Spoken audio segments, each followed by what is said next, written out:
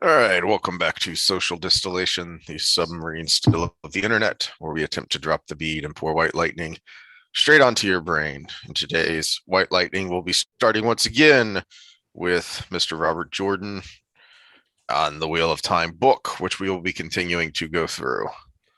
Yes, we're going to start with that, and if we have time, we're going to go on to some COVID talk, just based on the things that are going on now with Omicron and everything.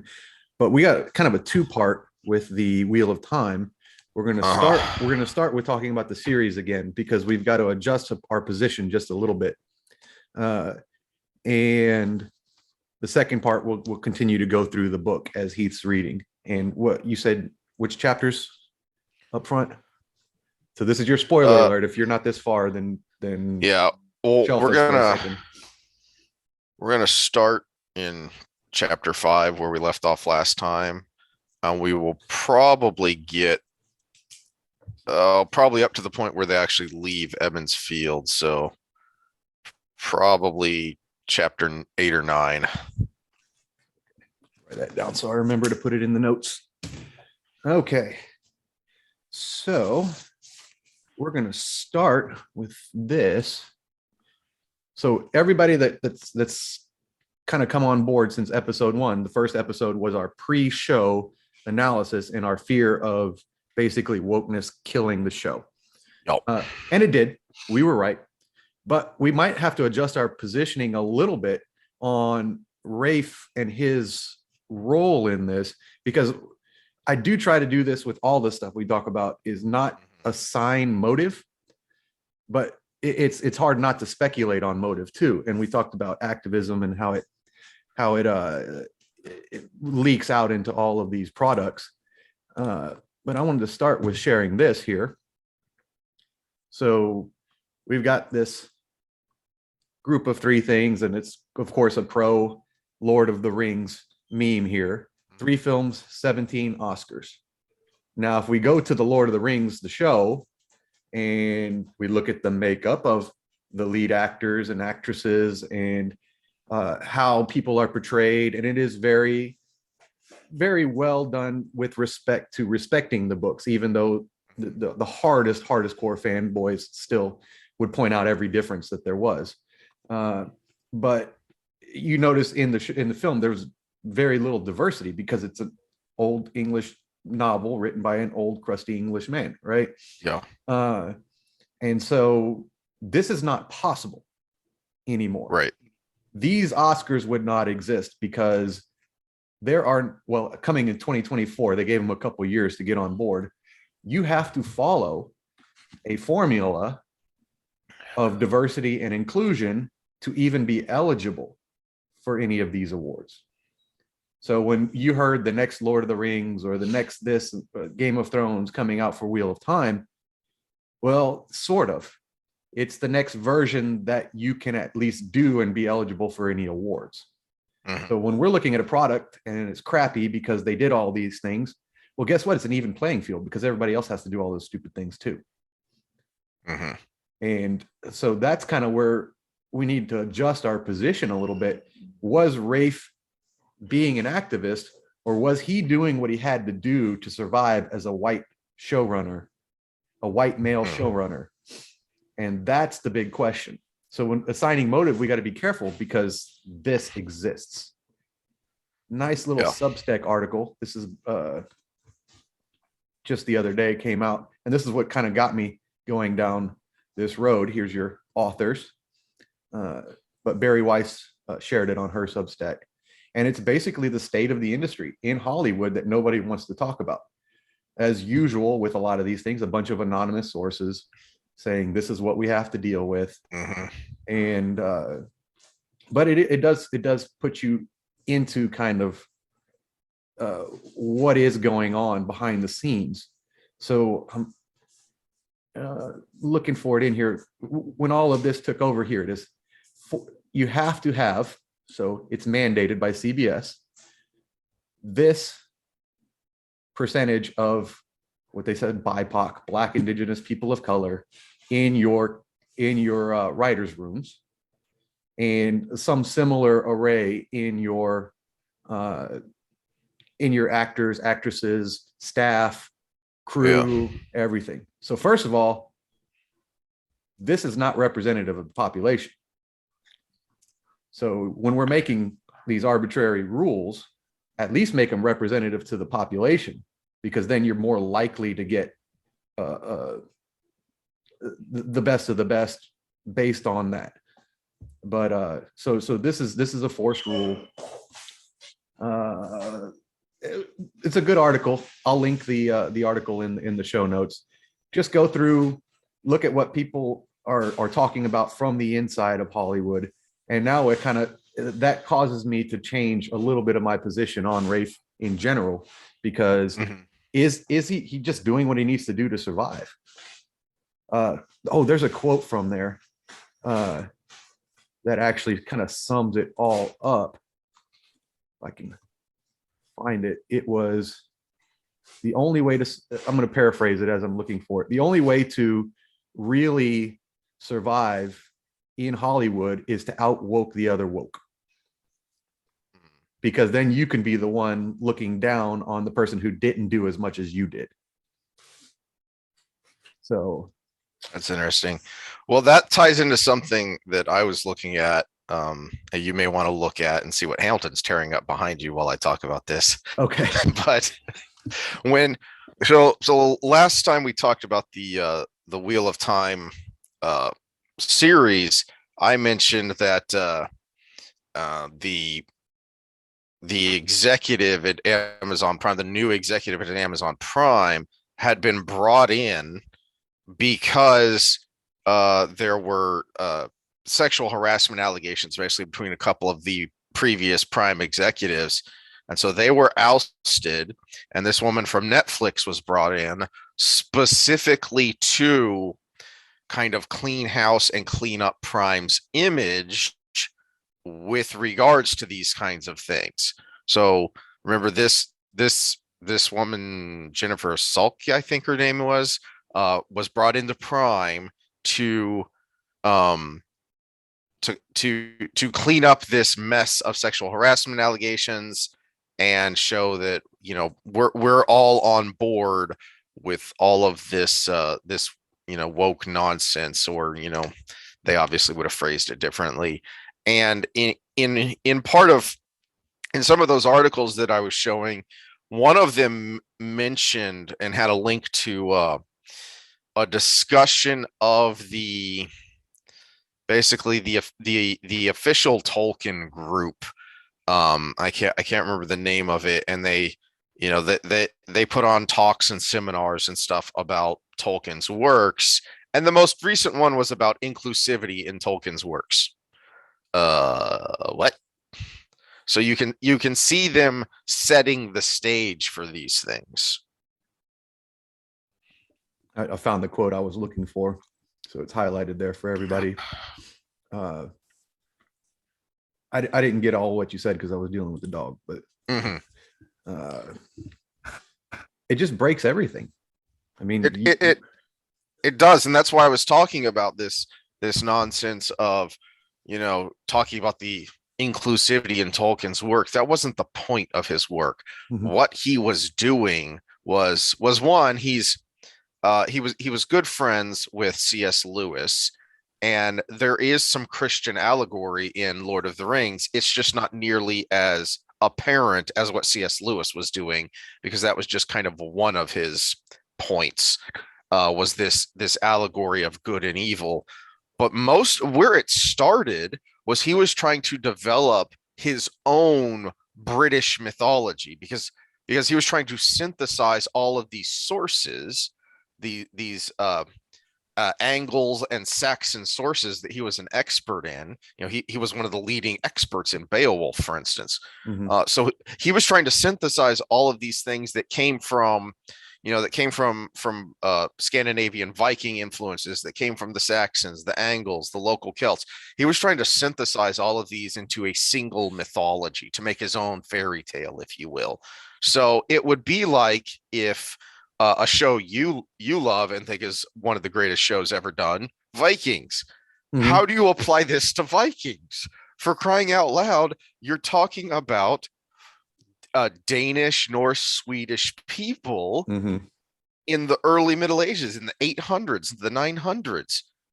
You don't have people of color. That would be like saying that, you know, us complaining that uh, uh, uh, uh, uh, uh, a movie about the rise of the I'm brain farting. Oh, the rise of the Zulu Empire. Mhm. Now we're complaining because there aren't white people in it. That's Mhm. absurd. Of course, the cast is going to be all black African people because that's what you're talking about.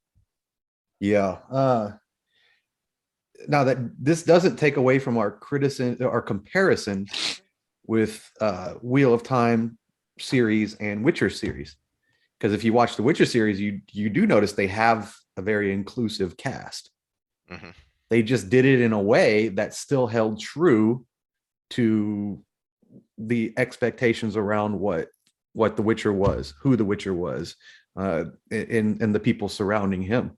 So it was. I sent you that picture of uh, Dandelion in the game. Yeah, And if you yeah. look at the second season, they made him up and it changed his hair to be basically that picture. He almost typecast the actor to be that. And Mhm. that helps with when you're going from book to game to show, almost like it makes something seamless in that act. Where it's now there's something I don't have to explain in the show because everybody's already on board. And Yeah, those that didn't read the books or the games had no expectations to begin with. So you don't have to explain anything to them either. It's just this yeah, character that they're introduced to, and that's their first visual of that person. So yeah. Well, so I don't know anything about the world except what I've seen in the series, and it's not odd to me that you have a very eclectic group of people with the mages because it shows you right off the bat these are people who are recruiting from all over the world and then sending their people out all over the world. So of course you're going to have a bunch of people that all look very different, a very cosmopolitan, a very diverse ethnic group. mhm. You don't have to explain that. You can just do it. Which is where Uh, we thought that Wheel of Time could have done that, because you have these yes. groups. You got Tarvalon, you've got the White Cloaks. Shanshan could be one of those groups because it's an empire. And in fact, it talks about the diversity of the people in the books because there were there were hints of that you could tell where somebody was from in that empire by how they looked, but they were all together because they all came over on the boats together as one army, Mhm. and how different they looked. And the only reason you could tell they were part of this group was their accent. They had a very distinct accent.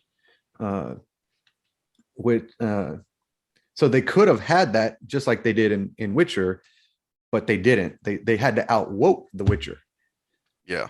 because that's how you survive in Hollywood. Yeah, that goes right to that last quote you shared. They could have done that and it would have made perfect sense and it would have let them, have their Mm-hmm. diversity that's so important, but you can't do that. That's not Mm-hmm. enough anymore. You have to outwoke the woke. You have to shove the message right out front in everyone's faces. Mm-hmm. It's Now, this is not to say that there didn't probably need to be something done about kind of the good old boy system, where there mhm, were these barriers for just new artists in general to kind of break into the industry. I mean, coaching is a great example of this. You yeah. look at the coaching staffs, especially in college ball, where this guy played football with this guy and he brought him onto his staff, and there was that advantage over other coaches because they knew each other. Well, Mhm, the job I turned down a year ago for high school strength and conditioning is because I already knew the coach that was leaving that job, and he put me forward as his predecessor, basically. Uh, I wouldn't, as a young coach, never maybe even been considered for or even known about the job yeah. without that connection. So connections do count, and they're you might find some way to alleviate that for new people coming in, new artists Yeah. coming in. But at the same time, criteria that basically exploded in 2020, but was being built upon since the early 2000s with this in academia. All it does is set up a backlash. And personally, I stick with my hypothesis that that's the point. Yes. The point is the backlash, because then they could say, see, we told you America was racist. Oh, I didn't know we were going on this road. I'll need to look up for next time. There's a specific term for it in Marxist activism. If you are a trained Marxist, which the BLM head has claimed that she is, by her own words, she is a quote trained Marxist activist. There's a term for it, and I'm forgetting what it is. But there's a term for purposely going out and trying to provoke a response. That's why they show up as counter protesters. And that's why they act the way they act when they show up for counter protesters, because they are trying to purposely provoke a response. Now, as we said before, that's not everybody. You know, that's the people in the know. That's the leadership. That's the ones who are actually trained this way. But then you get all these other people coming along with you who are just bought into your message.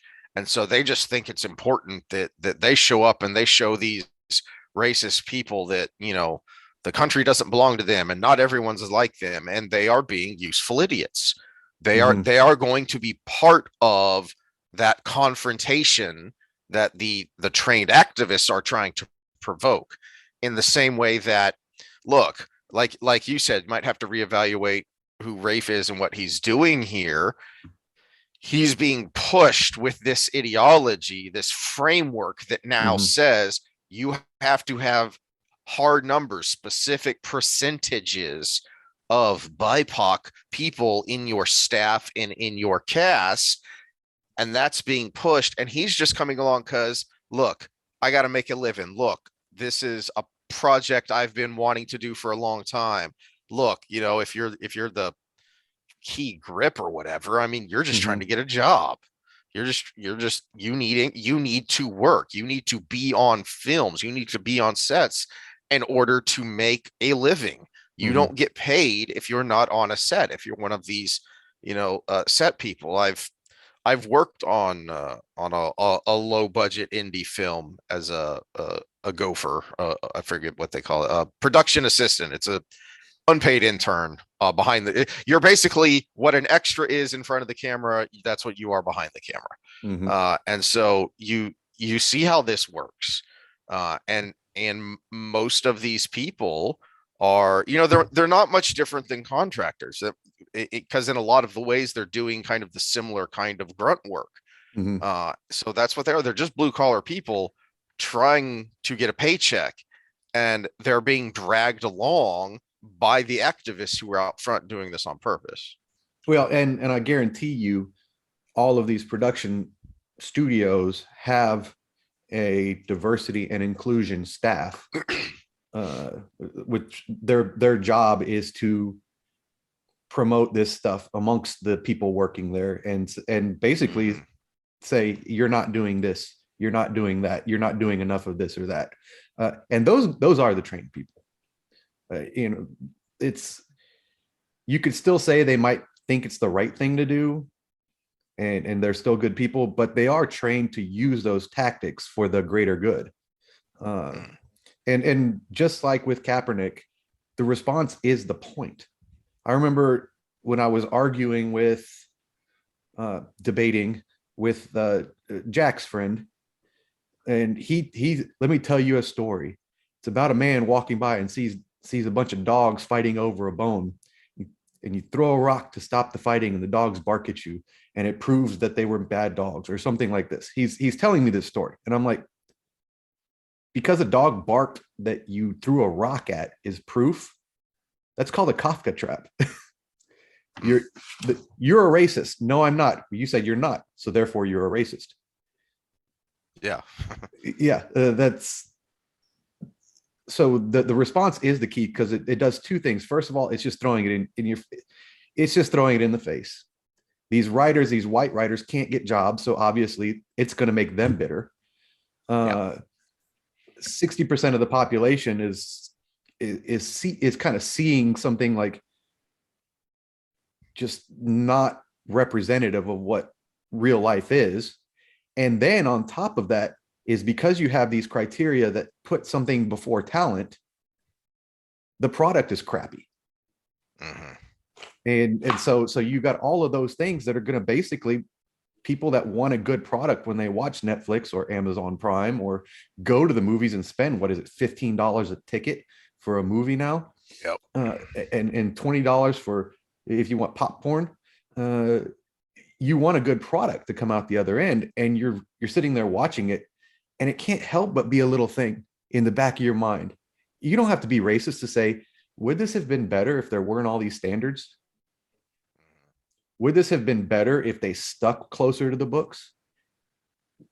Would this have been better if there was a kind of a cohesive framing of all of this, like we talk about with the Two Rivers people, that should be a little bit homogeneous? So all of those thoughts, you can't help but have them in your head. You want to talk about implicit biases? Yes, they're there. And they're actually playing to throwing your brain out of whack in that direction. So there's a response. So people like us come out and talk about it and say this woke product is a piece of crap. And then we get like some of our commenters, well, I know everything I need to know by just looking at your title. So, Yeah. Yeah. Of course. Of course you do, because you have blinders on, and the blinders say that there is no point in thinking. You just, you don't have to critically think. In fact, critical thinking is bad. mhm. It's it's it I got annoyed during the Trump administration with all of the people who were sharing the make Orwell fiction again memes, because I knew these people and I knew where they were coming from, and I knew the organizations they were getting these memes from. And I'm like, you don't actually believe that. To you people, 1984 is an instruction manual, not a warning. All you care about is that Orange Man bad, and it's going to flip on its head the second he's out of office. And sure enough, here we are. And the destruction of language and what that means and what that leads to was a major part of what Orwell was talking about in both Animal Farm and 1984.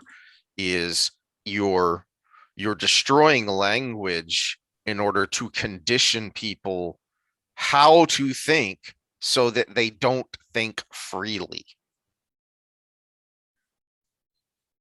And it was done incrementally. And I think we can kind of segue that in. Why is this important that it's happening in Hollywood? Uh, when we talk propaganda, Hollywood was necessary. This started in the universities, realistically, for the American version of it. I mean, obviously, we can go way back in time. You brought up Marx and his influences on people. And realistically, when we talk anti-fascist or fascism, look at how heavily influenced Himmler was by Karl Marx. It was one of his biggest influences in writing his version of what he thought should happen. But again, it starts incrementally. So we saw it in academia.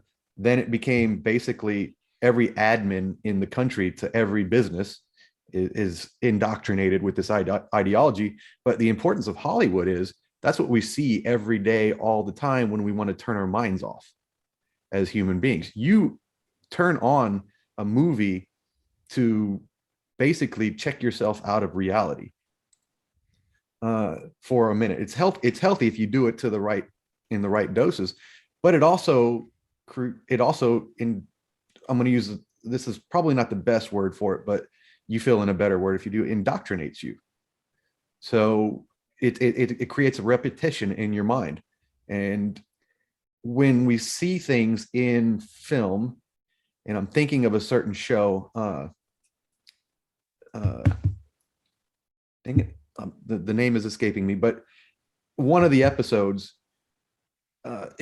it was pretty apolitical up until about the fourth episode, and then there was one, and it was in a hospital, and it was being haunted, but when it came down to it, it was a person of color that didn't get the proper care.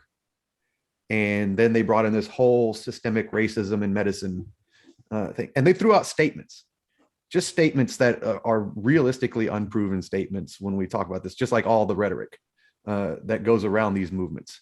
And that repetition of those statements stays in your mind. So then you hear it on the news, it's repeated again. Then you see it in Facebook, and it's repeated again. And you can repeat a statement where people just take it as fact with no backing. And that's why Hollywood's so important. Why did they consider Hollywood an essential service during the lockdowns? It made no sense. These actors and actresses can go to work and all of their crews, but I can't, open my outdoor restaurant at the time, which was the big stick, Yeah. It made absolutely zero sense, unless you say, well, we need that because we got to keep the propaganda going. But yeah, Hollywood is important because of the propaganda. And now you have the people who we're talking about who know this activism leading Hollywood around by the nose, because if they don't follow, they're going to break this code that automatically it exempts you from any awards, so that there's a little bit of incentive. It exempts you from maybe being shown on certain platforms, so there's that. And so it's setting up a situation where it's self-fulfilling prophecy. There's going to be a backlash, and they're going to say, see, it happened, see it, we told you it was there. And it doesn't matter if it's Rafe doing it, or if it's his inclusion crew, or it's just the nature of the environment right now, and people are just trying to survive. Doesn't matter, because it's there. The why, the intent, we don't even have to speculate on, just because just because it's there.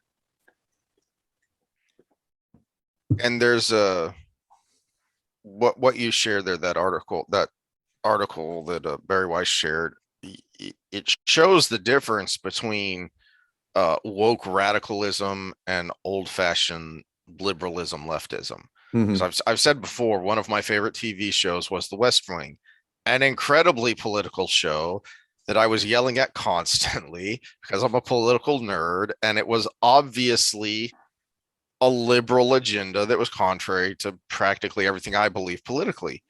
But the first goal of the show was to be a good show.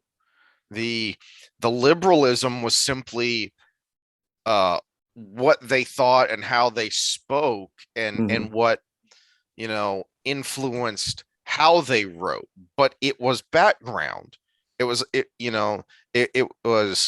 when I train, I'm very biased towards posture and towards spinal health. I'm going to err on that side where someone else might err in a different direction, because that's my background. I don't necessarily set out to do that unless I'm, working with someone who has a jacked up spine that I have to focus on.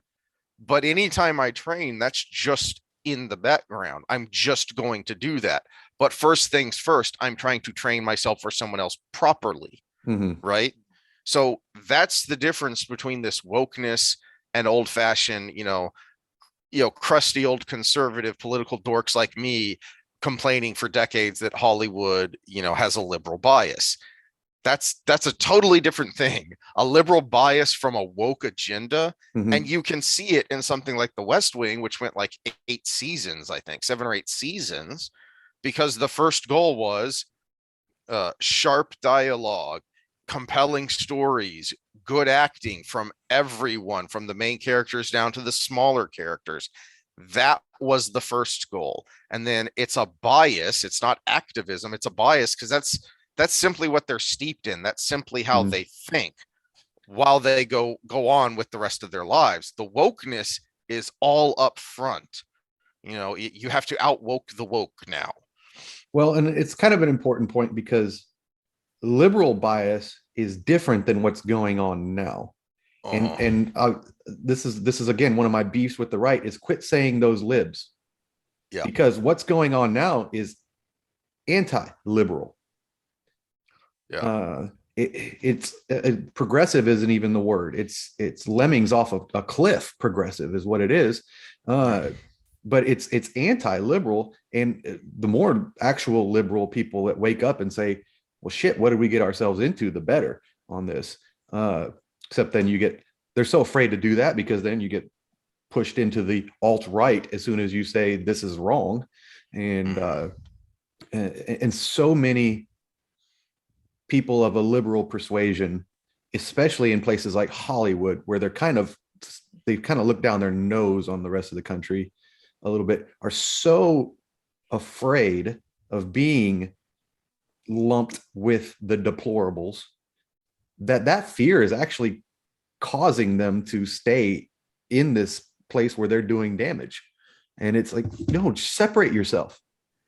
As soon as enough people separate themselves, you'll still see the difference between you and the alt-right. Okay, those differences are going to be there. And once we do that, then we can say, well, and then the people that are the bad actors on the far left are going to stick out like a sore thumb. And right now they don't stick out like a sore thumb because they're the status quo on that side, even though even most people, if you go through that article and you read what's actually being done, I guarantee you everybody but the extreme people on the left are going to be like, well, yeah, that's a little too much. Yeah, I mean, heck, how many of the top executives who are pushing this even believe in it? They just don't want the backlash that comes from not adhering to the wokeness. Because again, the hardcore wokeists are trained activists. They come together and they push in a very effective way in order to tear down anyone they target. It's how they can have such an outsized influence in places like social media, where you can create a feedback loop if you know how to do it, and if you're focused and have a group effort. You can have a much outsized impact compared to what the numbers actually are and what most people in the population actually think. I'm going to up the ante a little bit too, because we talked about just putting these statements out there that aren't backed up by a whole lot, but they're becoming norm because they're setting the narrative. This is the whole goal from the beginning. And one of the sources of the thing I'm going to show you actually straight up says it, that, oh, it's actually in here. And I'll go into both. But this is why it's so important. Let's get this this is the American Health Association, the AMA, what all our health professionals are part of. The AMA, American Health Association, and apparently now there's the American Association for Health Justice as well. And so they wrote this together. And we don't have to go further than the introduction. But so if you've seen the memes right now about cards that patients take into their doctor and don't weigh me because it's psychologically stressful because you're just pointing out that I'm fat. This is the document it comes from. It's changing the language, narrative, and concepts in healthcare for health equity. But here's a statement in their land and labor acknowledgement in the beginning, which is part of every Hollywood production company now, apparently, by the other article. Here's a statement. The AAMC and the AMA also acknowledge the extraction of brilliance, energy, and life for labor forced upon millions of people of African descent for more than 400 years. That statement put in a document that every doctor is supposed to follow. That statement, what backs up that? Yes, slavery existed, but this is from the 1619 project, 400 years. Do the math. 1619 to 2019 is 400 years. It is implying that the successes of the country is still being forced upon people of African descent because of inequities. It's just a statement, but we're being told it's a fact. And again, it's in a document that doctors are supposed to follow. This is not some opinion piece in your local left-wing journal or something. This is why it's so important. But that statement is something people have been saying in Hollywood and the media for about 10 years now. Just throwing it out there. We showed the graphs on words that are being used more. Shoot, what was that? Episode 3 or 4? Way back. What? Systemic racism. Oh, you got something? You just made me my brain. So this is from Alexis de Tocqueville, who you can find his there. I have a bunch of ebooks on my phone that are just classics, because there are groups out there that put up these books that are open source now because they're so old, and there are a bunch of groups that put them up for free as ebooks, that do the translating and put them up for free. And one of them is Alexis de Tocqueville. He wrote a couple different books on observations in America. He traveled in America in the 1830s. He was a Frenchman, and these were his observations. And so that stupid 1619 Project quote immediately made me think of a quote from Alexis de Tocqueville. On the north bank of the Ohio River, everything is activity. Labor is honored. There are no slaves. Pass to the south bank, and the scene changes so suddenly that you think yourself on the other side of the world. The enterprising spirit is gone. This idea that slavery built America can be burst with a very simple question. Who won the Civil War? If slavery created the economic of the engine of America, then who won the Civil War? I didn't know we were going down this road, so I don't have the numbers handy, but the numbers between North and South, the numbers between the Union and the Confederacy are astounding. Shelby Foote, for anyone who's watched the Ken Burns Civil War series.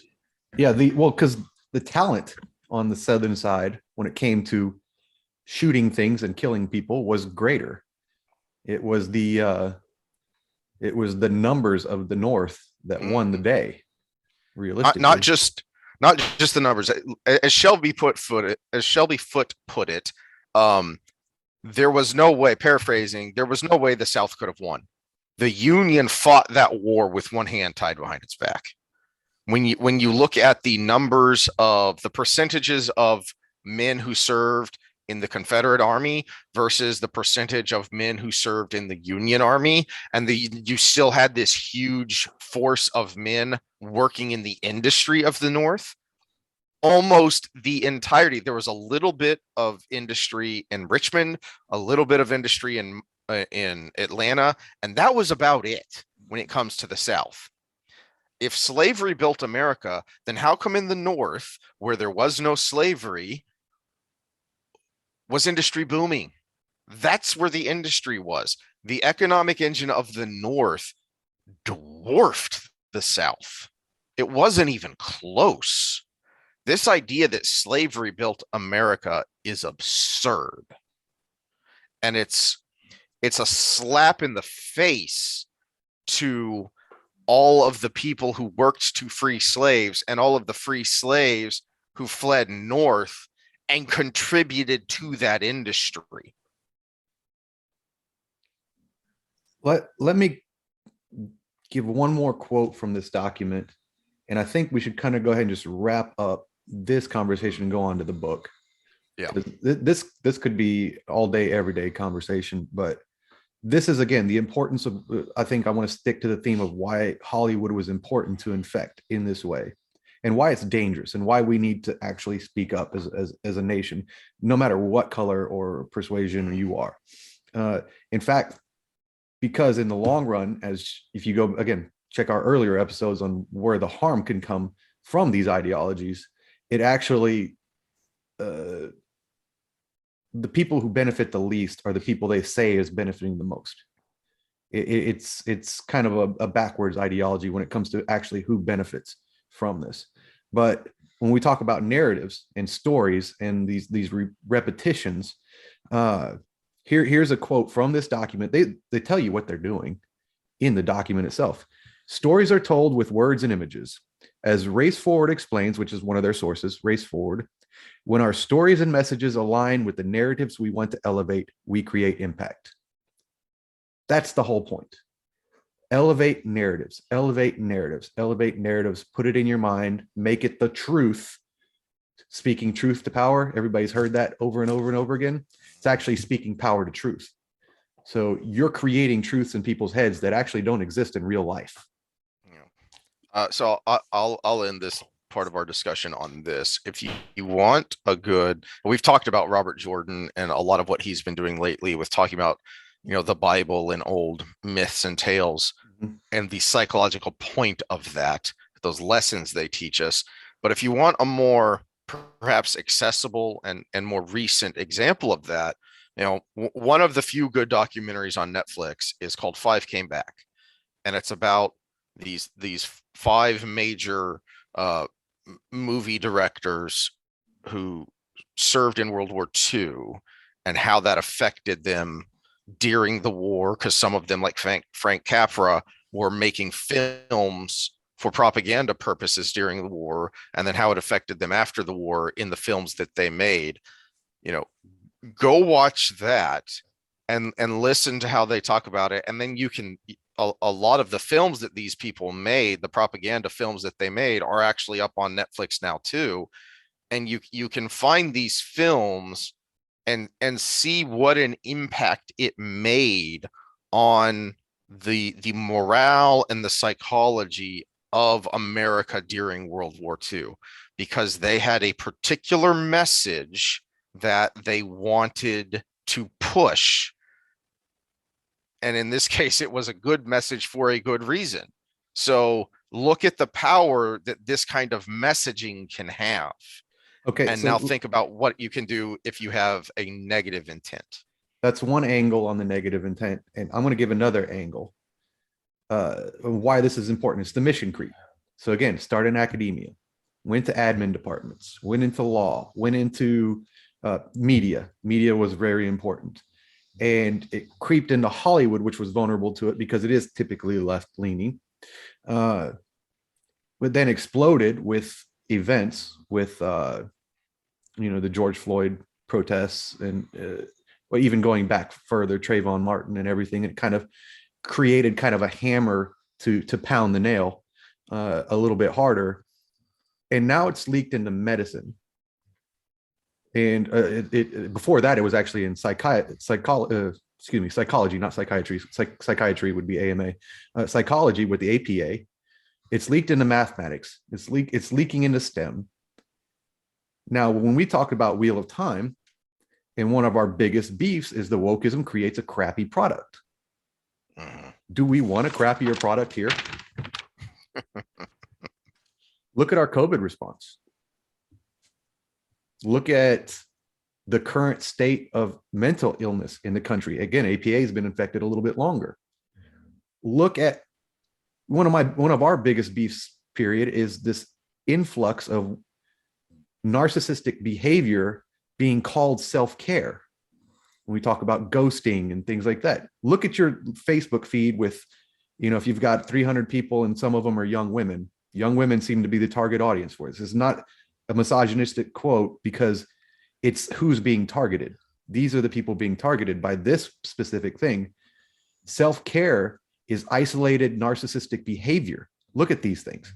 If you really check out Dr. Ramani on cluster B personality disorders and listen to a real intelligent psychologist talk about the habits of narcissism and sociopaths, psychopaths, borderline personality disorder, it's being spread online as self-care. So when you see treat yourself, be a little bit wary, right? It's creating a mentally ill whole generation of young women. And there's some on the other side with young men. So do we want that crappy product infecting our medicine? Do we want it infecting our STEM institutions, right? Scientific method is racist. Well, it's the basis of all science.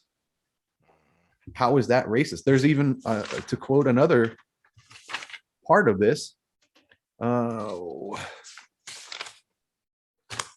So central to this work is a consideration of our language and the narratives that shape our thinking. As we explore this guide, dominant narratives, which we'll also call malignant narratives, so there you're already changing language, particularly those about individualism and meritocracy, as well as narratives surrounding medicine itself, limit our understanding of the root causes of inequities. So basically, all our advances on medicine should be questioned because of inequities. That's not how this works. We actually live in a pretty badass time because you can be born with a jacked up heart and be a 42-year-old pretty athletic dude. That's pretty awesome, right? But that's where I want to leave it. Do we want this to infect? So if we accept it, we accepted it in academia and it moved on. We accepted it in human resources and it moved on. We accepted it in the media and it moved on. And we're accepting it in Hollywood and it has moved on. And we need to stop it every place it shows up. And part of it is awareness. Yep. All right, let's take a quick, this is angry face right here on Sam. So let me take a quick second to gather myself. We're going to pause it. So, and then we'll go over the book. All right. All right. After that quarter of a second pause for you, we are back. We were going to go on to the book, but something came across my feed while we took our little break that fits right into what we were just talking about. Remember, everyone, it infects everything and makes everybody less healthy, whether it's mentally, physically, or as a nation with our unity. Oops, forgot to share screen. Hold on. This came across my feed. Wokeness wins again. Because this is supposedly healthy. Because I feel bad of anybody trying to encourage you to do well at the gym is worse than the actual obesity that you have. The future of fitness. This is now your life coach right here when it comes to fitness. Just wanted to in the movie Wall-E. Yes. Well, yeah, when we're all plugged into the metaverse, it's going to be that way, right? This is healthy. That's not healthy, people. I'm sorry. Yeah, this is why we're talking about the book today, because there's plenty of COVID stuff we could and should talk about, and I was gonna dig into it, and I thought, you know what? No, I need a break from this crap. Yeah, So, well, and let me just throw one thing out there, and we'll source it when we go in depth about it. But there is a new paper out, and I think it's in. I think they address it in Dark Horse podcast at one point. But a 35-year-old who is above 35 BMI, which would be what they call now stage 2 obese, not morbidly obese, but that's really only add about 30 pounds to me. If I was about 30 pounds fatter, would be a 35 or above. And if you really want to talk about health, take 20 pounds of muscle away and make that fat. And it would really kind of be more representative of the nation at a 35 BMI. 35 BMI and above, a 35-year-old has the same COVID outcomes as a normal weight 75-year-old. Let that sink in. Being fat ages you 40 years when it comes to COVID outcomes. yeah, but I think we're all just overreacting to that AMA guideline you shared earlier. I'm sure nothing wrong from that will happen. It breaks everything. That's just the main point. Jeez. Well, and okay, right. and also this is when I was kind of started going through the feed, was my thought that I wanted to kind of wrap in there was mental illness. When we talk mental illness, it's nature and nurture. there are people that are more susceptible to things, and there are the very rare individuals that are born a certain way. But a lot of these things are triggered by your upbringing and your developmental process. So I talked about young women right now, teenage girls being subject to these things. Narcissistic parents create unhealthy kids, right? They create, depending on how they take that behavior out on the kids, you either grow up codependent or you grow up narcissistic yourself. MIO alpha is a gene. If you have it, you are more likely to be violent as an adult. Only if and only if you are abused as a child. If you have that gene and you had a good upbringing, chances are you're a normal person. So nature and nurture. People are susceptible to things, but at the same time, most mental illness is developed by how you were raised or how you grew up. And we're teaching young girls to be that isolation and narcissistic behavior is self-care. And that's just one example of all the things going on online. So that's where I'll end it. But yeah, it's not healthy. None of this is healthy. Speaking of how it ruins everything, so where we left off last time was just the first 4 chapters and a little bit into the 5th chapter, and where I thought this would make a great episode 1. So think about that. From the very beginning of the series, it was push the wokeness out front and pander to that. And I'm flashing this right now because it's going to make it easy to timestamp this, to just kind of fast forward through and find exactly where we picked up our books. So Jordan's taking the time to build his foundation and build it properly. All right. He's getting all the rebar down and getting the form boards up before he pours his concrete. And so you really understand and you're really pulled into this place and these characters, so that when that door bursts open and the Trolloc comes in, you're pulled to the edge of your seat and you want to keep reading. This is one of those points where if I had said I'm going to read a chapter before I go to sleep, I would have kept reading and for a while, and then probably missed my 8:30 class because 8:30 classes are stupid. All right, so but the thing I want to, where are you? Page 68 on the paperback here. So this is, so I used the analogy last time that he's layering. So he's building up layers. Like when you first meet Moiraine and he kind of sets the stage, and you meet Moiraine on land again with Tom there, and he's kind of building on that. So same thing here.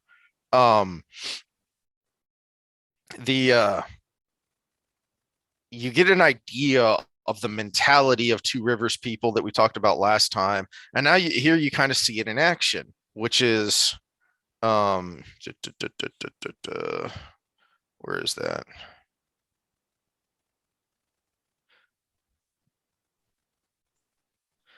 Here we are at the bottom here. So Tam is telling Rand to run for it as he's trying to fight the Trollocs. Even as Rand turned away, shame filled him that he obeyed so quickly. He wanted to stay and help his father, though he could not imagine how. But fear had him by the throat, and his legs moved on their own. He dashed from the room toward the back of the house as fast as he had ever run in his life. Crashes and shouts from the front door pursued him. So he's just a shepherd kid.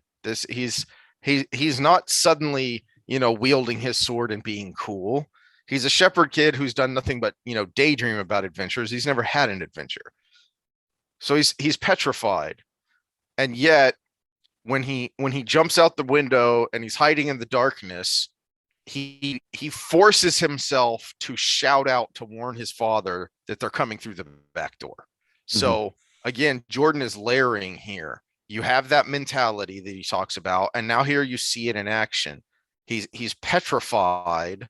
He's running for his life, and yet he's going to take the time and take the risk to warn his father that there's, that he's in danger of being surrounded.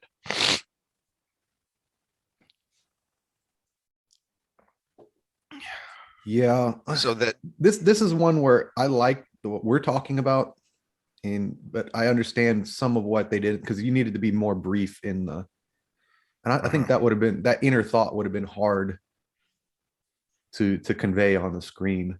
But yeah, this is one. I mean, I think this is just a testament why read books instead of just watching movies.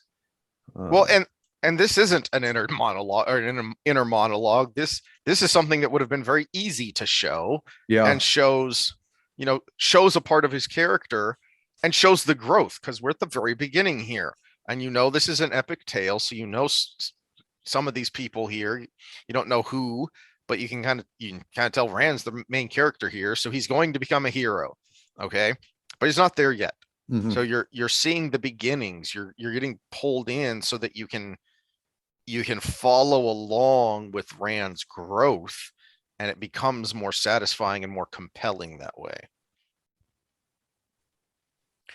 The only other note I had here on this chapter that I found so interesting, because again, he's layering.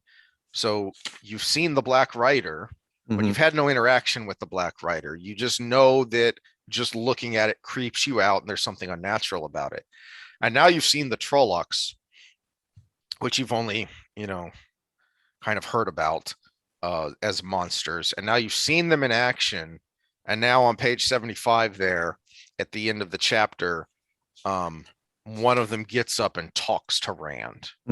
Yeah, and this is something I wish they had done, because in the series, the Trollocs are just screaming, howling animals, and to include the fact that some of them could talk, there is an intelligence to this horde, would have been quite nice.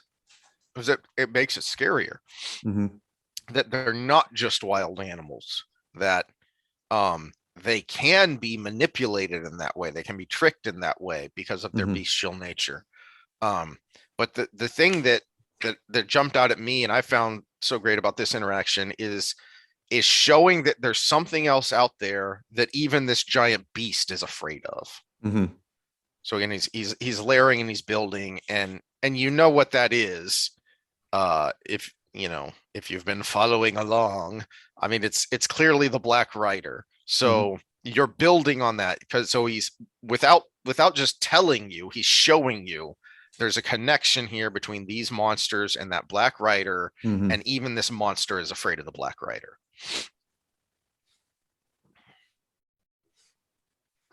So the Westwood, this was something you complained about when we were talking about the series,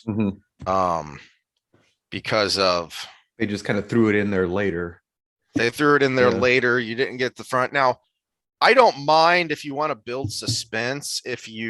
I kind of liked having it in a flashback. I just don't like the way they did it, and I don't like the way they waited so long. So if in my mind, if I'm seeing this cinematically, if the door splintering open and the Trollocs rushing in is the end of episode 1, leaving that on a cliffhanger, to me, the opening of episode 2 is Rand walking out of the Westwood and into the village and looking around going, what the hell, as it's all surrounded in smoke. And then as he encounters people, you see what happened in flashback. So rather than just the people in the book, they just tell him what happened. You would see it in flashback. But the chapter itself, I'd never really, we may not get very far here, because I'm curious what you think about this. So the entire chapter literally is a slow burn. It's a slow build to a single point. And that is the revelation at the end that Tam is not Rand's biological father, that Tam found Rand somewhere at this huge battle with these strange people who even their women fight, and this woman fought even though she was pregnant. Mhm. So something weird is going on here, and this is, it's kind of like hearing about the Spartans for the first time. It's holy crap, who are these people, right? Mhm. So and you're again getting more. You've seen glimpses of it, and now you know that Tam is a legit badass, and he has done some incredible things in his past. Yeah. Now, did you want my thoughts as it went to the Well, show, or just? here's what's curious to me, and maybe one of the reasons this jumped out at me is, one, just literally, it's such a good build as it's slowly building the tension and the interaction between Rand and Tam, who's just rambling in his fever, and then all of a sudden it hits you with this uh, emotional point uh, that is. So my note is a slow build up to a single point, a psychological crisis which will haunt Rand the whole series. Which it does, and especially through this first book, because it ends the chapter where Uh-huh. he's talking to himself in his own head. He is my father. It's just he's trying to make it right in his own head. It's just a fever dream. He's hallucinating. He is my actual father. My mom was fair of hair. That's why I look the way I do. Uh, and that sets you up for when he starts really accepting who he really is. It makes it more dramatic. And when it comes to the show, that's the kind of the progression I would have liked to see, where they did show a little bit of the Westwood. They had the fever dream, and then six episodes later, they show you that opening scene that we think they overdid, but it still was okay. Uh, and then you, as a viewer, I mean, maybe they just don't expect people to have the attention span to be like to remember 4 episodes Yeah. ago. Hey, Yeah. this is what Tam was talking about in his fever dream.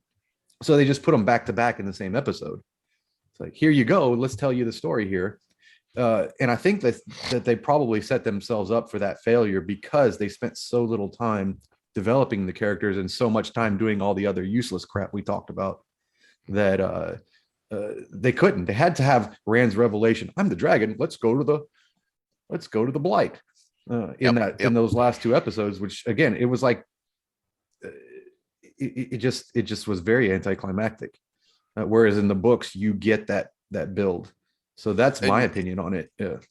well, in the books, where what I was curious about your opinion on is someone who knows psychology and has daddy issues. It it always struck me as a little odd and maybe a little forced that that this revelation that Rand essentially is adopted would up in him so much. Mm-hmm. I can understand that it's a shock to you because you'd never even considered it before. Um, but the way it upends Rand, and minor spoilerish when I say it's going to affect him through the whole series, but you can see it right away that it just really knocks him out of sorts mentally. And it always seemed a little much to me. And I don't know if you thought differently. No, it wasn't a little much because yeah, to get that, he's what, about 18 ish Yeah. here, Yeah. so he's in a developmental stage. So his prefrontal cortex isn't fully developed yet for another 7 years ish, Mm. and he's getting this news that not only is it his father, but they had a great relationship as his father. It's not like a dad I hated and I found out that, or an absentee dad, or something along those lines. Found out he wasn't mine. That's traumatic enough. But now you're finding out. Well, and also you add another element. He's also finding out his mom that he thought was his mom wasn't his mom. So Yeah. any memories of her as a maternal figure in his life, which he does, he shares some of those memories at certain times in the books, are also thrown on That's their head. that's that makes it make more sense. And maybe he could have shown a little bit more, but I get he does show that relationship. And you do Mm-hmm. get in one of those first chapters, a line, something along the lines of all Rand's mom died when he was very young, and his only memories are of a kind smile and a beautiful Mhm. face. So he doesn't really remember her much. So Tam is all he has, Mhm. and they live alone out in the woods outside of town. Several hours walk outside of town, all by. So that's all he has. So Well, and in just that think, sense, it does make more sense. kind of think of it from a developmental standpoint. People have daddy issues from their relationship with their dad, and it's usually negative or getting absentee. Whereas this is a moment where he was actually injected with a daddy issue because he had a positive relationship with his father that all of a sudden was thrown on his head. So it's a lot of things emotionally all at once. And he does the denial stage in the beginning. So we go through those stages of grief, but now we're, and actually you see the stages of grief through the books with this idea that he is not who he thought he was from a family standpoint. And so that's a long build. uh Again, they could have done it better, but he's in stage one at the end of Yeah. this chapter of grief. Realistically, this is it's like a psychological loss of a loved one, because had Tam died, he would have been in grief. But just finding out he's not his father is another Kind of form of died that. emotionally. Yeah, kind of Yeah. died emotionally. But then also reconciling with the fact that it doesn't matter, because no, he's not my biological father, but he raised me. So now I've got to think of him differently, but I still think of him the same as far as Mhm. what kind of person he was and the lessons I should have learned from him and all of those things. That makes it make more sense, and it does work, and it does make sense that that entire chapter was just a build up to that one point. Mm-hmm. Um, that to to show how important it is and is going to be. So there's a lot of foreshadowing that you don't get until you have more pieces. That's why these books are so great to reread. Well, and here's There's a lot of books. let's put another layer on that though too, because we've got a big decision coming up that these boys have to have, boys and girls. And it this is something that again was poor in the show because it doesn't have this depth. Everybody's Yeah, just like, okay, I'm going to leave. I'm going to go on this adventure after a yeah, bunch of people just died. Uh, Whereas here, he's got his world turned over. He's in a psychological state to be more amiable to influence by someone who is going to take that reign of a guiding force. So he's got a little void now yeah. in finding that out, and someone's going to take that and move, and he's an influential person with his friend group, and that makes them more amiable to that same decision. So the most rational, reasonable one of the kids is now put into a psychological state where he's not rational or reasonable. Mm, that's a great point. That's a great point. Okay, so chapter 7. Uh, the first thing to jump out at me was that uh, it's an important small part. So it's Harold Lujan who sees Rand and comes up to help him carry the stretcher into town. And so not so you have someone, you have a townsman who's going to fill you in on what was happening here while all of that was happening to Rand and Tam during Winter Night.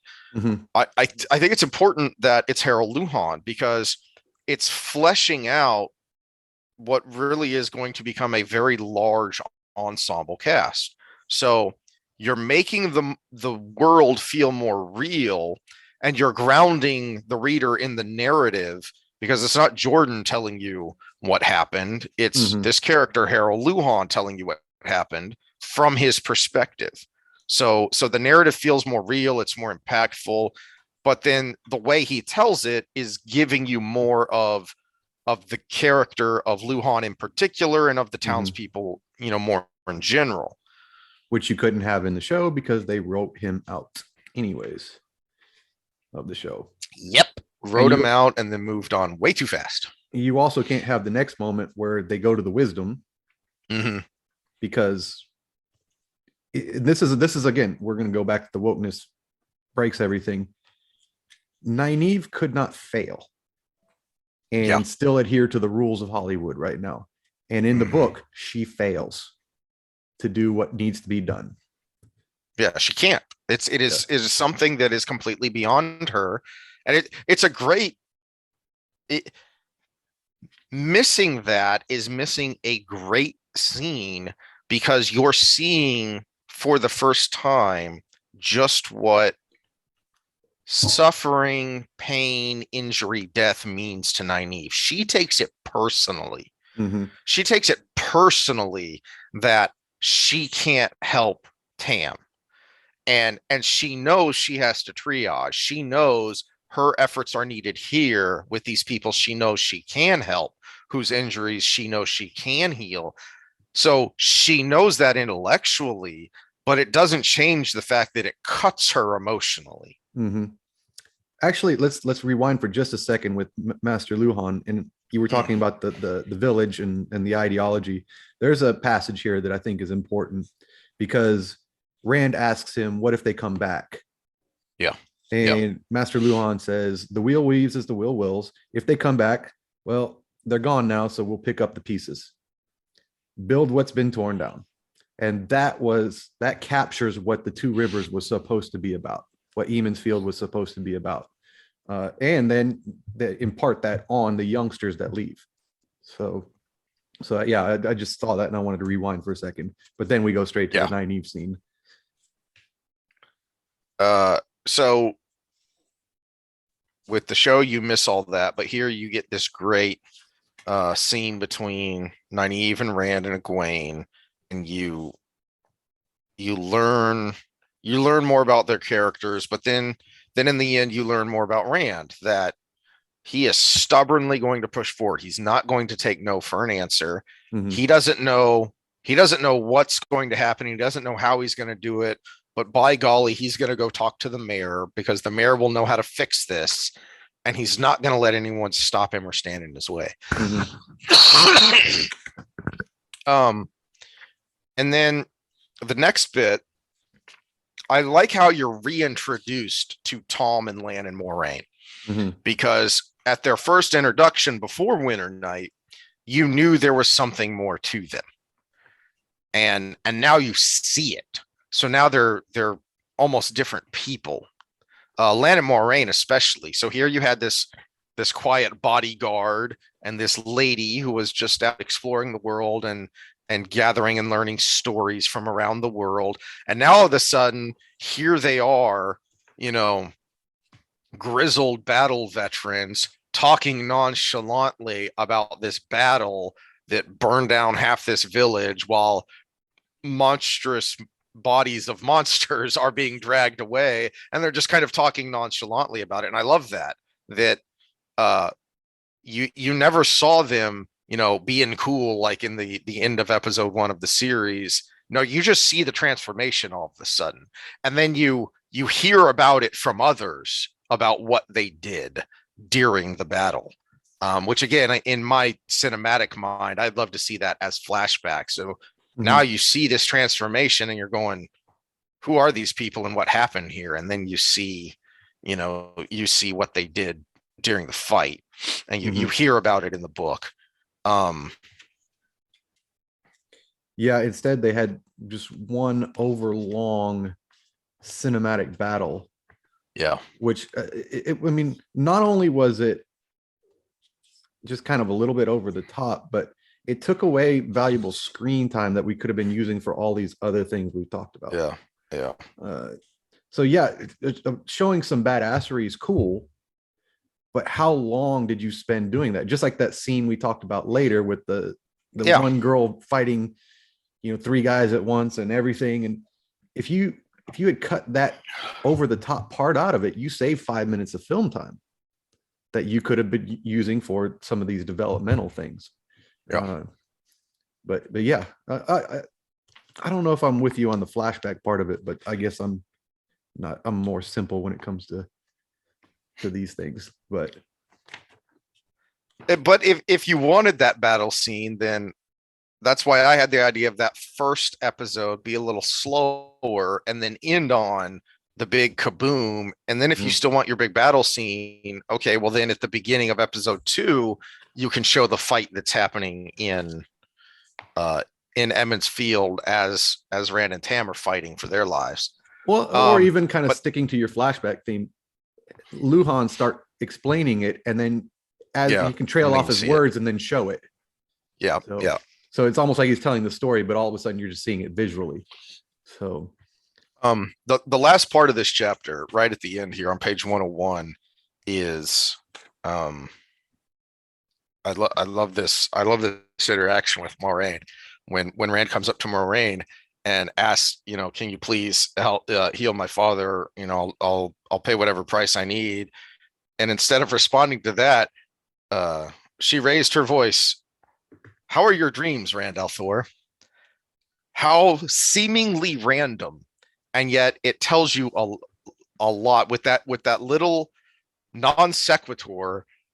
Jordan is telling you a lot about Moraine as a character, but also a lot about the world, because this is something that we're going to see very soon here that is going to be a major element through the whole series, which are dreams. That dreams are something more than just your brain going a little wonky while you're sleeping. Which they are, but not in this way. I think you've got a hard out here in 2 minutes. So I don't know that we can get to chapter 8. Well, that puts here. us the end of 7. If anybody's, do you want to try to do the rest this afternoon, or? Well, actually, I'll just say quickly on chapter 8. Here's another point where if you want battle sequence, you can have it. And in my mind, because pretty much the whole of chapter 8 is her telling the story of Manetheren. Which is great because it's setting the stage. It's giving you more of the world. You get the first mention of big things like the Trolloc the Trolloc Wars, Dreadlords, Aes Sedai, and politics in the world. And in my mind, as she's telling this, it kind of fades away and it becomes like a cell shaded animated sequence showing you this great big, you know, battle from the past. And that's pretty much all of chapter 8. And what I took away from it was what it tells you about the world and the history of the world. Well, I think in the show they didn't personally. They talked a big game, but I don't think they had the budget for that. I don't think we're going to see a lot of big battle scenes other than that one at the Borderlands, and even that was kind of implied large. So I don't think they had the budget to do a big giant Manetheren flashback kind of thing. Yeah, that's why I thought, you know, do it animated, which to me works because you're telling a story. It's not really part of the narrative. It's someone telling a story, and it's, you know, how you see it in your head while this person is telling the story. Your brain. And we are going to get back to our Wheel of Time discussion because I made a little boo-boo at the end of our last one. Well, and just a quick disclaimer here. I'm going to go ahead and clip this to the end of the one we did earlier. Okay. So I'm wearing different clothes. Deal with it. Yeah. I'm not, because I am stinky and I don't care because I'm old and grumpy and married. And you never notice your own stench. Well, it becomes especially egregious. It's the rule of the gym. If you don't know who the stinky was, it's you.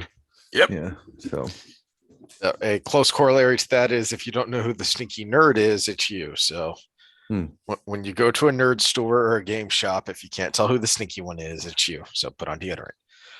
Okay. So we left off with chapter 8, which I mixed up my notes of chapter 8 and chapter 9. And I should have known better because one of the fun things about Robert Jordan is he gives you teeny tiny clues if you're paying attention with the symbology and the names of the chapters. So, chapter 9 is Tellings of the Wheel, and it has a little dragon's tooth symbol. And chapter 8 is A Place of Safety, and it has the staff that, I've heard some people say that this symbol is Nynaeve, and some people say that it is Moraine. Mhm. And I think early on, I think it's Moraine because it's part of her look is that staff she carries. Mhm. And then there are the leaves there, which will become interesting later. But right now, I will not say anything about those. But chapter 8 is again a good one. All these early chapters are so great because he's building, he's layering on things he already has. So Rand gets to the inn, he gets to Bran the mayor with his idea of he'll help fix things, and he gets to Moraine, and so in this interchange between Rand and Moraine and Lan and Bran and all this, you get more glimpses into the character of these people. Mhm. So with Bran talking, and then you get when Moraine begins the healing, then Lan just it's a small thing, but I really like it that here you have Rand's thinking that, oh my gosh, the power is being used here, and he's a little freaked out. And to Lan, this is nothing. He's just chit chatting, and we get the first mention of something that's so very important through the series and annoyingly infuriating that they never freaking mentioned in the TV series, which is the heron on Rand's blade.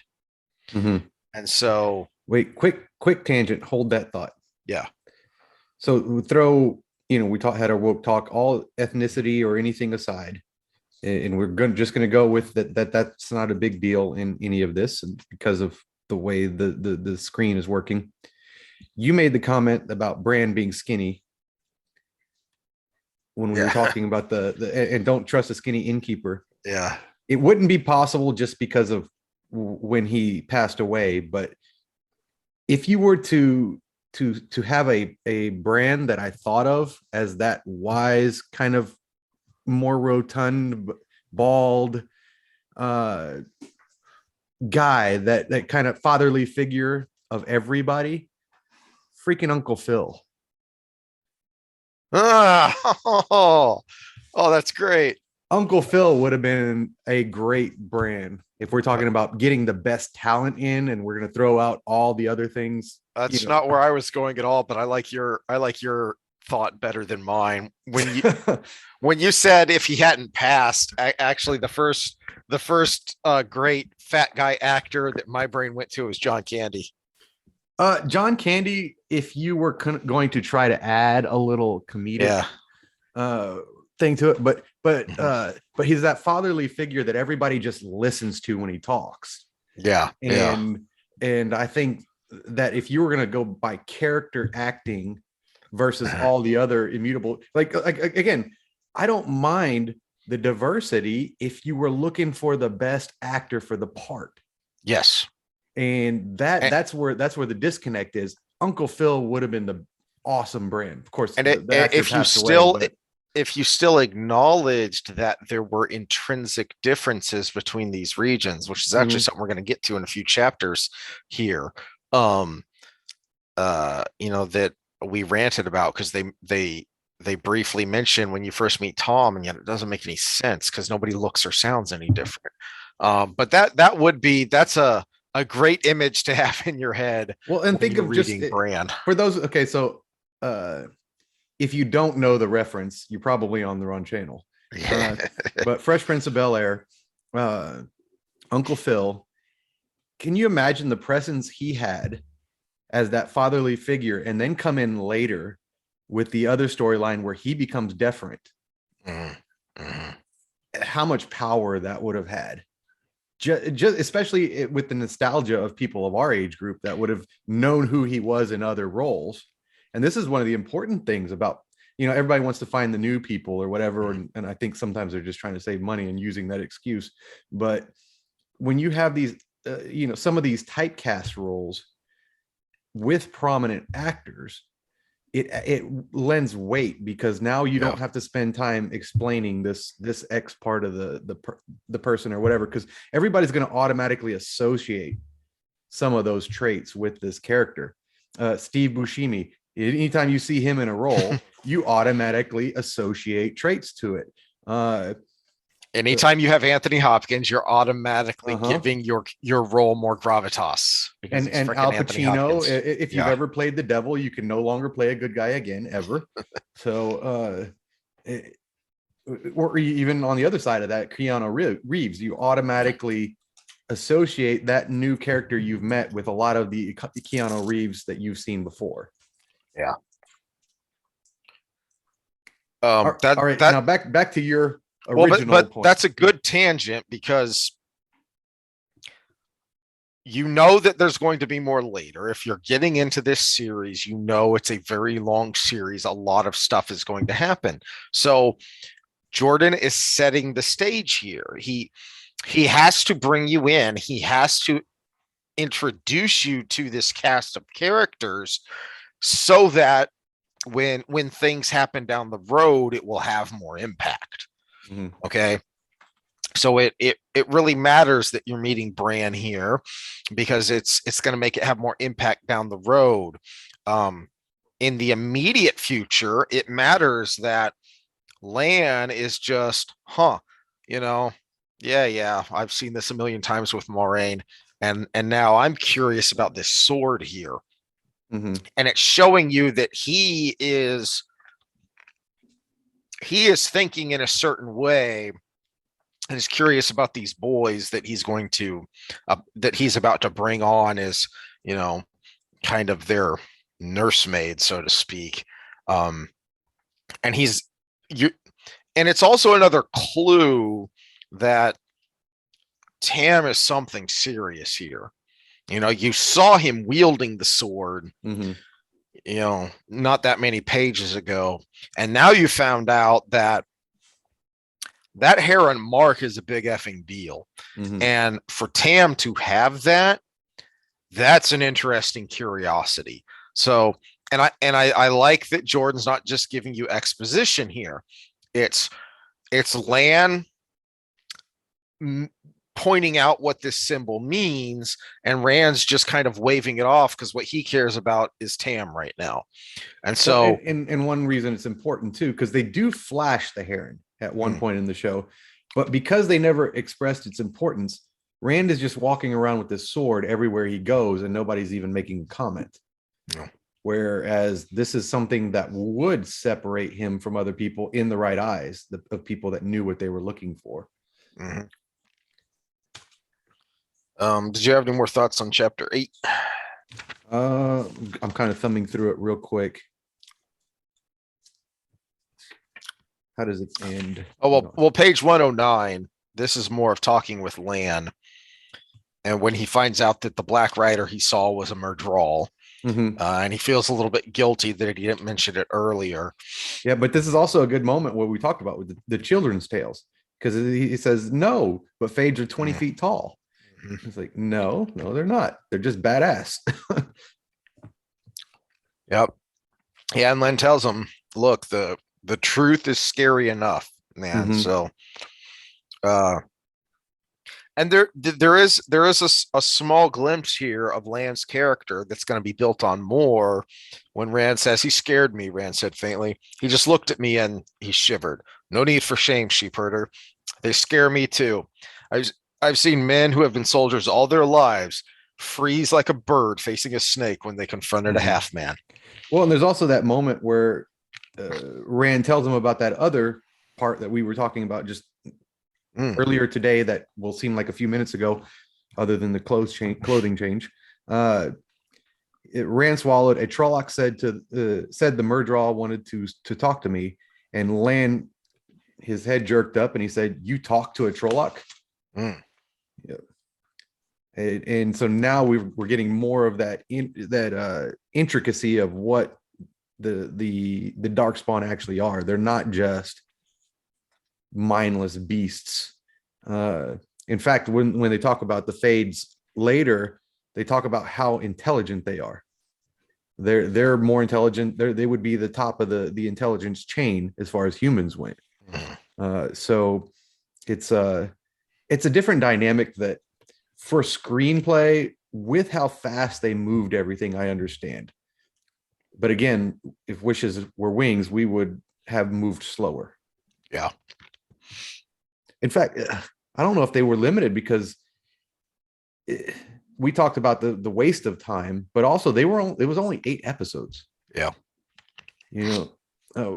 Why not like a Netflix standard 10 1-hour episodes or even more? You got whatever you want, right? Yeah. It's an Amazon production on Amazon. So I don't know why they couldn't have spent more time. People would have watched 10 episodes instead of 8. And you've already, for so much of the things we're talking about here, you've already put in the cost because you've already built the sets, you've already hired people. So it's not that much more to just film a little more on those sets, because that's what we're talking about here. We're not talking about extra battle sequences and extra CG, the things that really balloon your budget. We're talking about just a little bit of extra hourly wage to film a little bit more of people getting to know each other, because the characters getting to know each other is how the viewer, the reader, gets to know the characters. And that's what we're doing here. And I want to do perspective too, because we're saying only 8 1-hour episodes. Realistically, look at it, and Lord of the Rings is 9 hours of film time. Mm-hmm. It's 3 3-hour movies basically. Mm-hmm. And they put in this massive production into 9 hours, massive literature into 9 hours. This is one book of 14 that they had to rush to get through 8 hours of film. Mm-hmm. And so what's the disconnect here? Is it more stuff in this one book than there is in all of Lord of the Rings? No, not even close. In fact, Tolkien, to his credit, put almost as much into what is the Lord of the Rings, which how many is 3 books? Yeah. 3 books, but they were about what, 1,500 pages each? Oh, less than that. Less than that. So yeah, they weren't really, they weren't nearly as long as these are. So and then there were a bunch of 3 of these appendixes books, and short stories that added to that. So basically 3 of these books, where there's 14 here, and you have every bit as much of a story. Mm-hmm. So to Tolkien's credit, he did it in less time. Now to Jordan's credit, his amount of description is through the roof, which is, I think, adds weight to our discussions on what fan expectations were from descriptions. But why you couldn't do it in 8 hours for one book of 14 when Jackson was able to do in 9 hours. And it's not like we're saying this has to be something slow and plotting and 20 episodes long. Look, so a good example here is what we're about to see, which is, we're looking at the end of chapter 8 here, and Moraine explaining to Rand why they have to leave. It's several pages long. It's a fairly lengthy conversation, and yet you could cut a lot of that down, and we're just talking 30 to 60 seconds of extra screen time here, of extra dialogue on film. That's all we're talking about here. We're just talking about something more than the 10 seconds of one of you is the Dragon Reborn, now let's go. What the hell? No, just take a little time to establish it. Rand doesn't want to leave. He doesn't want to leave his father. He doesn't want to leave his home. Moraine is setting up something. You don't know what, but she is clearly she is clearly in charge here. She is clearly a keen and cunning mind. Mhm. And she is laying out this case for Rand to kind of box him in, to show him, look, there's no other choice. You have to come with me and we have to leave the two rivers. And as we talked about earlier, they're talking to the person who should be, if we'd set it up right, emotionally vulnerable to this situation. So it's he should I mean, he's still being stubborn, but at the same time, he's in what's called what amounts to an emotional crisis. Yeah. You know, let's see. Yeah, I think that covers chapter 8 pretty well. And then that's a good segue into chapter 9, because as I mentioned, one of the things I really like about when Rand first meets Moiraine meets Moiraine again and asks for help healing his father, and the first thing she says is, "How are your dreams?" You know, there's so much insight there. And then, as you say, yeah, but you couldn't do that and not and have the just screaming Ishamael. Right. And now the opening of chapter 9, we have someone here who is emotionally vulnerable. He has gone literally all night with no sleep through physical exertion. He's very weakened physically and mentally. And now all of a sudden he's having some really bizarre, vivid dreams. That's how we open.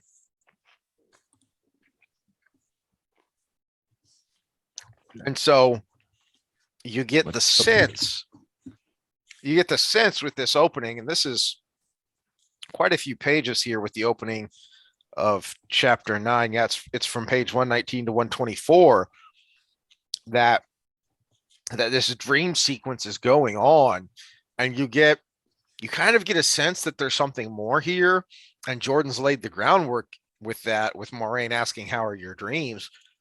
But Rand and the reader don't have any real reason to believe it's anything more than just he's had a hell of a night.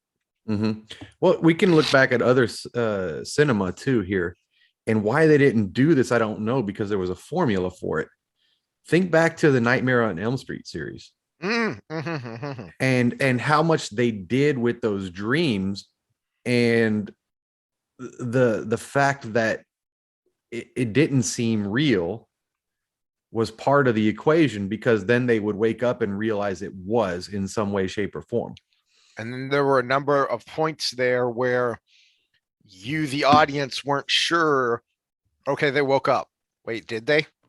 Is this a dream within a dream? I mean, because think of the Nightmare on Elm Street story of a guy with knives on his fingers, and how campy that is, but it was extremely impactful because they brought in this element of the dream where ridiculous could be as scary as hell. Because that's the kind of ridiculous thing you would have a nightmare about if, your brain went in that direction. Or the Hellraiser series. That, how creepy as hell was that? Also a great Motorhead song, but I digress. All right. I can't remember which movie that was for, but I think it was the first movie. Anyway, so this is when we get to where I got mixed up. And then when Rand wakes up, I don't want to gloss over the fact his short conversation with Tam, because where we ended earlier, talking about the impact of that 6th chapter, I think it was, where Tam has the fever dream, and Rand gets hit hard emotionally with this idea that Tam and Harry weren't his biological parents, and now he has to have this very important conversation with his father, and there really is a great connection there. So that looking at it in that respect, I can see more now because I'm thinking about it of why it hit Rand so hard, and that this is all he has. This is Tam is Rand's only real anchor to the real world. He's the one who is kind of his rock and his guide when it comes to being a man and going out in the real world on your own. And that this is all he has. Well, and it's one thing to have that that figure in your life and you know it from the beginning, than to have that figure in your life and all of a sudden find out that he is not exactly who you thought he was. Which in and of itself, it's a lie. Realistically, that Tam never told him that he's not biologically his son, which could have been a discussion from an early age. Hey, we're not your real parents, but your real parents are dead.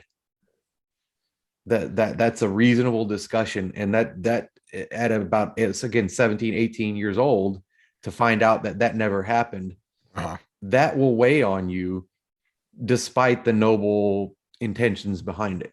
So right. So again, this is a psychologically trying time for Rand, and it sets the stage for a lot of the other I would say missteps he makes along the way. Because when you're traumatized as a youth, you do some stupid things that are 100% justified in your head, and luckily we get a view of inside his head as he's going through some of the, well, in some of the books you don't. In some of the books, it's other people's view of what he's doing. And I think that was pretty powerful too. Yeah.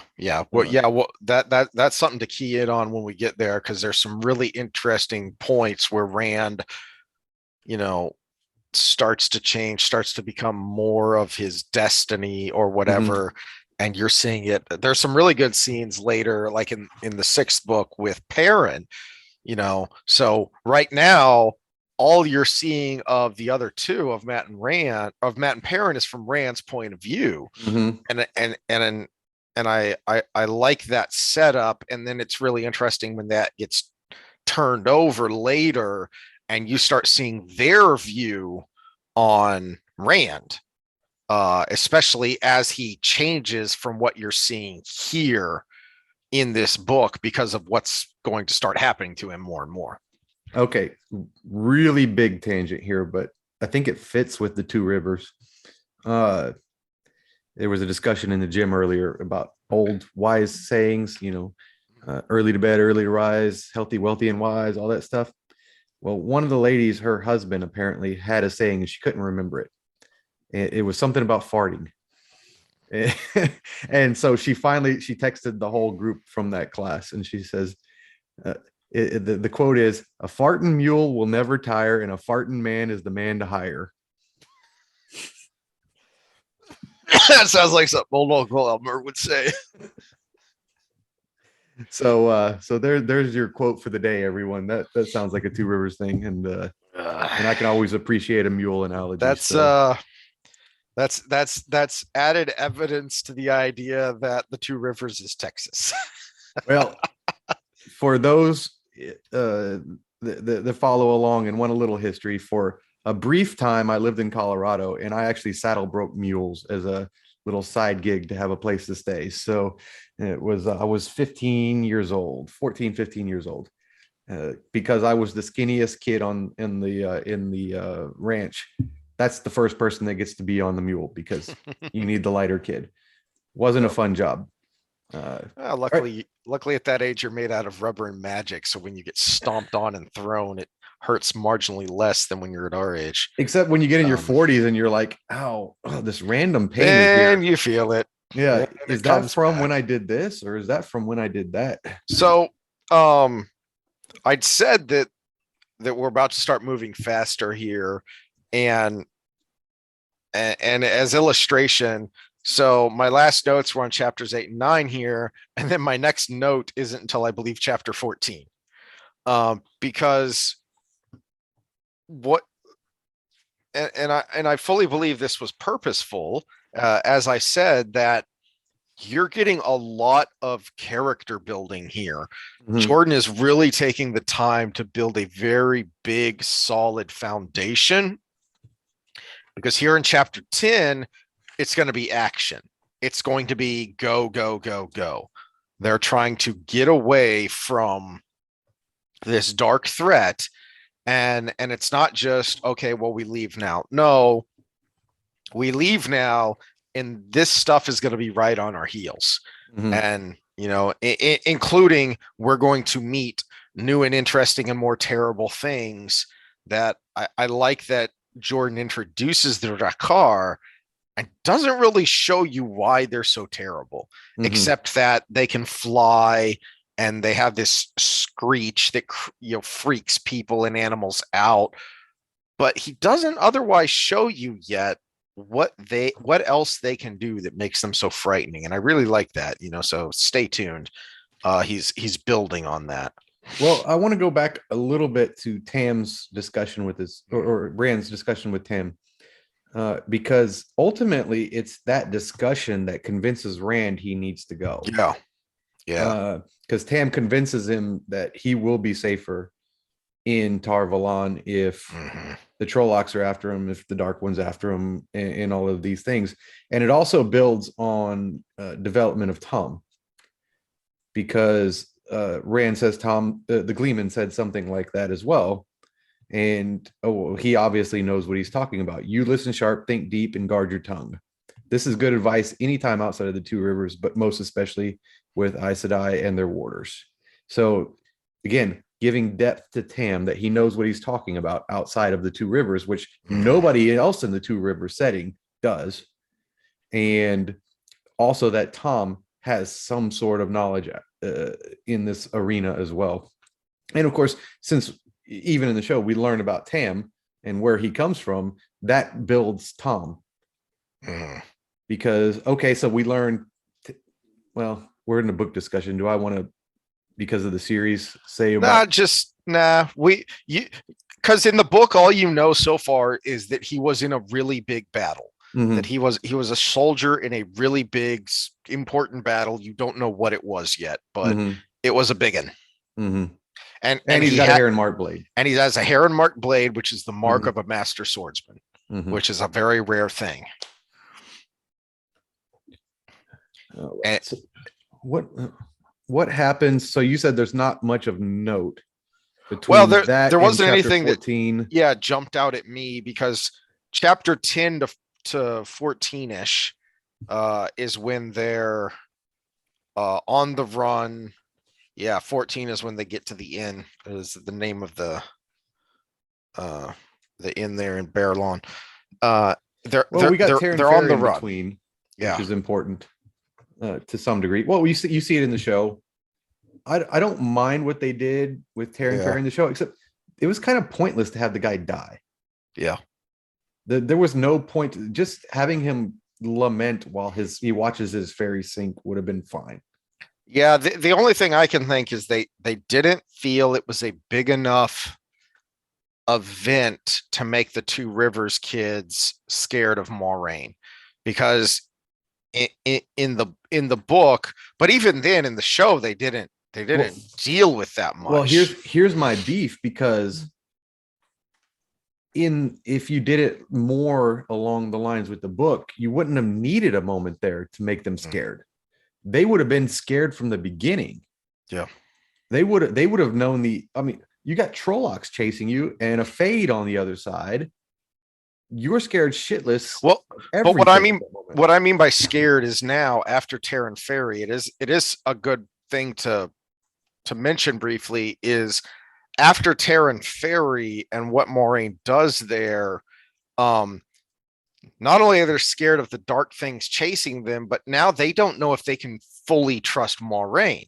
Mhm. What is she capable of doing to accomplish her goals? Okay, I see what you're talking about when and how why they did it that way. Then I think again they keep having to do things to make up for what they neglected to do before.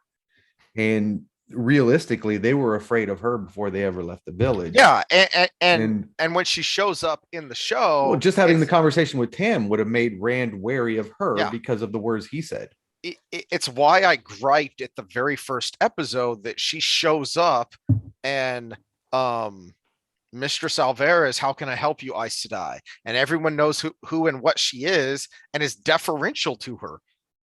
No, you're creating problems for no reason. They don't know that she's an Aes Sedai at the beginning. And when they do know, they're scared spitless. And a mob shows up at the end demanding that she leave town. And now you build on that here at the ferry with showing her cutting it loose so that the Madral and the Trollocs can't use it to follow them.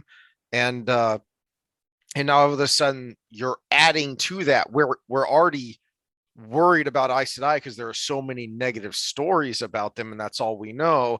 And now we see her do this, and we don't know how much we can trust this strange woman.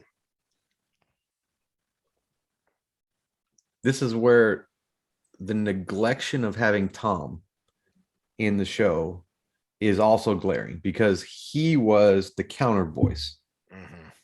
And he would have been flagged for misinformation, for contradicting authorities.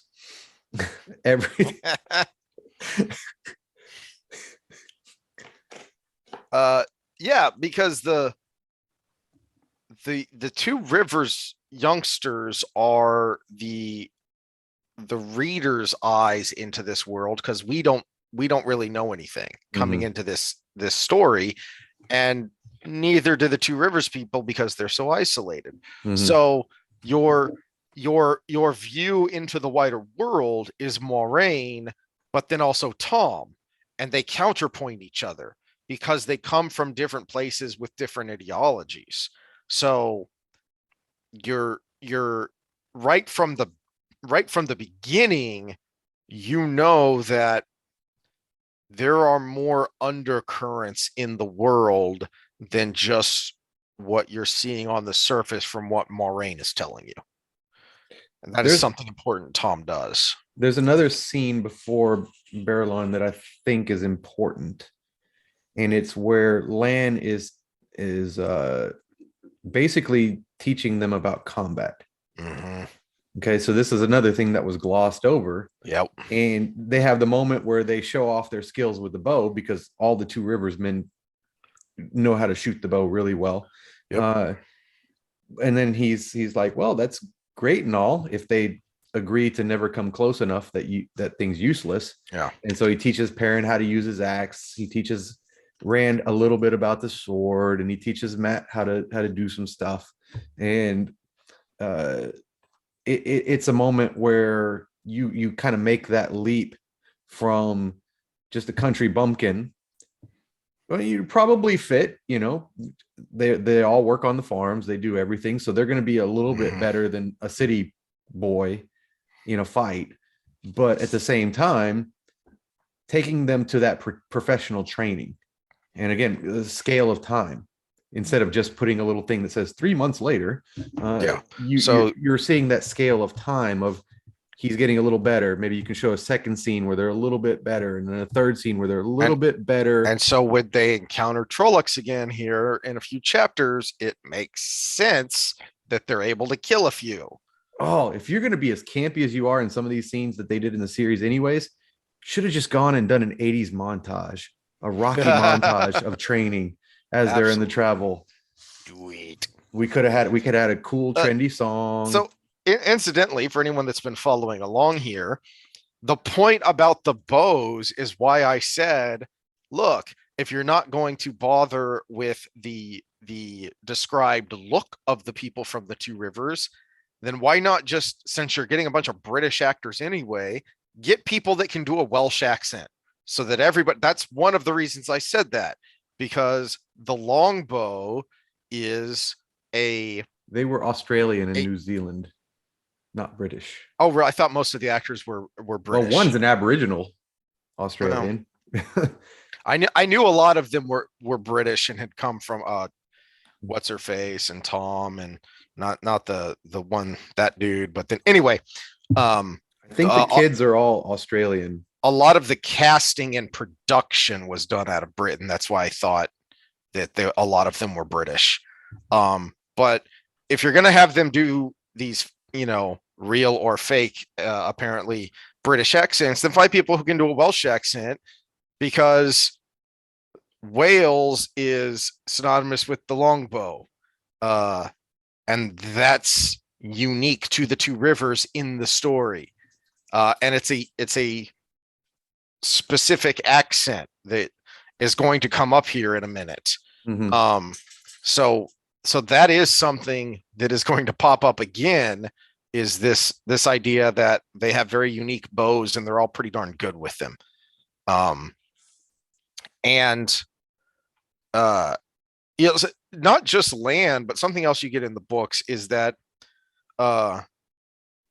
Tom is telling them his stories as they go as well. Mm-hmm. So they're learning these stories from Tom. You're even getting some juggling from Matt. Mm-hmm. So he's teaching him how to play the flute, how to juggle, and he's telling the stories. And again, you get a glimpse of that he's more than just a simple gleeman, as to use the words from the book. But at the same time, you're giving depth to the characters that need to survive in the real world, and land skills and Tom skills were all things that helped them along the way when they needed it. Yeah. And another great reason for Tom to be there is this building and layering. So you've started in this pastoral setting of the two rivers, and now you get to a real city, as the two rivers youngsters say. Yeah. And Tom snorts derisively at the idea that Barlon, which is a big mining town, is a city. Mm-hmm. So you're getting a little more there of we basically got into Morgantown. Personality. Yeah. So you're getting more of Tom's attitude and personality there, and also more of the world that, okay, you think this is a city. It's a big wooden wall full of a bunch of miners. This isn't a city yet, guys. Yeah, and as we go forward, just keep refreshing my memory, because all of these things are still there, but the exact order, the exact words. And then once you get to Barlon, page 199, I suspect him no more than anyone else, Land replied. But then until we reach Tarvalon, I suspect everyone. There, I'll suspect only half. Rand started to smile, thinking the warder was making a joke. And then he realized there was not a trace of humor in Land's face. He really would suspect people in Tarvalon. Was anywhere safe? So you get some more building there, using Land as the mechanism for that, so that you get more into Land's nature. And it's also one of the first moments that he contradicts Moiraine. So there's a little bit of, he will speak his mind to her. He tries not to in public, but for some reason he's loosening a little bit of his persona in front of the kids. Yeah. And just you are going to get so many little hints and nuggets from Jordan. He foreshadows so much in ways that you don't see. Now, obviously, when you read something that's listed as a prophecy of the dragon, okay, here's some heavy foreshadowing here, right? But you will find, as you reread this series, it's one of the reasons it's such a great series to reread, is there's a lot of little things just dotted throughout as you go, that he was either directly noted or was in the back of his mind as he wrote this, and thought that, this is going to link to that over there. Which makes it hard to talk about some of these things, because there are a few things I want to point out, but then I don't want to point out because I'm like, no, because you might not get what's going on here, and I don't want to spoil anything. Yeah, which I'm slightly relying on you to stop me from saying something stupid, because I've got an overall picture from having read the whole thing recently, whereas Yeah. you know exactly where we're at uh, Yeah.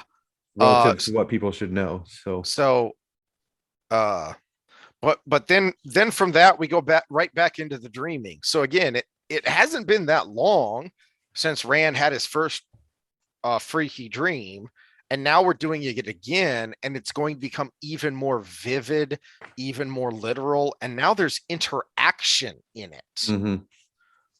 Not only interaction, so there's another person there in his own dream interacting with him, but then Balsamon is going to do something in the dream that will have effects, physical effects in the real world. Mhm. So this is the first time you see that, right from the beginning, chapter 14 of the first book, and it's going to carry through.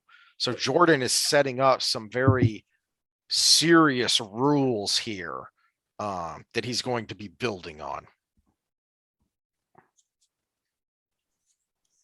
And then you meet the White Cloaks, who are giant dicks. Yeah, I think the only thing I'd add to this is Balsamon. They really these segments here in this chapter really bring out kind of the philosophical side of him, Mhm. and it was an intellectual battle, not a scary screaming in your face battle. I had forgotten until I reread this because we were kind of complaining about um, his portrayal in the series, but you I'd forgotten that you see him this early without the funky face. Mm-hmm. That he's just a man, a well-dressed, well-spoken man, but there's something weird because every once in a while you see flames in his mouth and his eyes Mm-hmm. that are just there for a second, but then as he speaks more, as he becomes more agitated, then that those flames become more pronounced, they last longer, and then Mm-hmm. Brand really sees that, oh yeah, they're there, and it's freaky. Well, not only that is so you get this philosophical side of him, the real side of him with Mm. glimpses of this torment that he's in, but also he tells the history of Arthur Hawkwing's army, and you get information you're going to need for later. Yes. And he drops some big names there that you don't know anything about yet, except Mm-hmm. Logain. He mentions Logain, which then gives you a clue as to what and who these other people were, and how these are going to Mm-hmm. be, as he says to Tom when he's talking to Tom about this, is that these are dangerous names. So not only do you get introduced to an important character in a way that's uh, a lot deeper than what we got with the show, but you get information you need organically for later. Uh, and it's also so the third part of it is also creates it since we're still in Rand's head pretty much through the whole thing. Uh, you get all of these steps that bring him to where he needs to be when the final determination is made. Because it's not I woke up and I heard this and I saw this and it's done. It was a process. We go back to Tam's fever dream, talks with Tam, training with Lan, talking to Baalzamon, and then on and on and on and on and on and on. These are steps that we needed to have an organic transformation. You have this person being conditioned in a time of their life where their brain is set up to be conditioned. And I don't know if Jordan knew the ins and outs of that, but he understood the concept that this is a time of conditioning for a young person. And he is going through life in a way that's going to end up with this product. And he got it right. Uh, it's just one of those things that we needed this kind of depth. I don't care if you make it another couple episodes or you get rid of some of the other stuff, but we needed this kind of depth. Yeah. Speaking of depth, you also, I don't remember exactly where it is in one of these chapters here, 14 or 15. Somebody comments on Rand's accent, and he's thinking that you sound like you've got a mouthful of mush. So to me, what I think he's saying there is a Cockney accent. If you think about the way British people talk, where they talk a lot much. Yeah, city British versus country British. The country eat their words, and we go back to Little Orphan Annie. Mm-hmm. When she's being talking and getting eating all those letters, and then she's being taught to speak properly. Yeah. So we're getting a little bit of that. Yeah. So the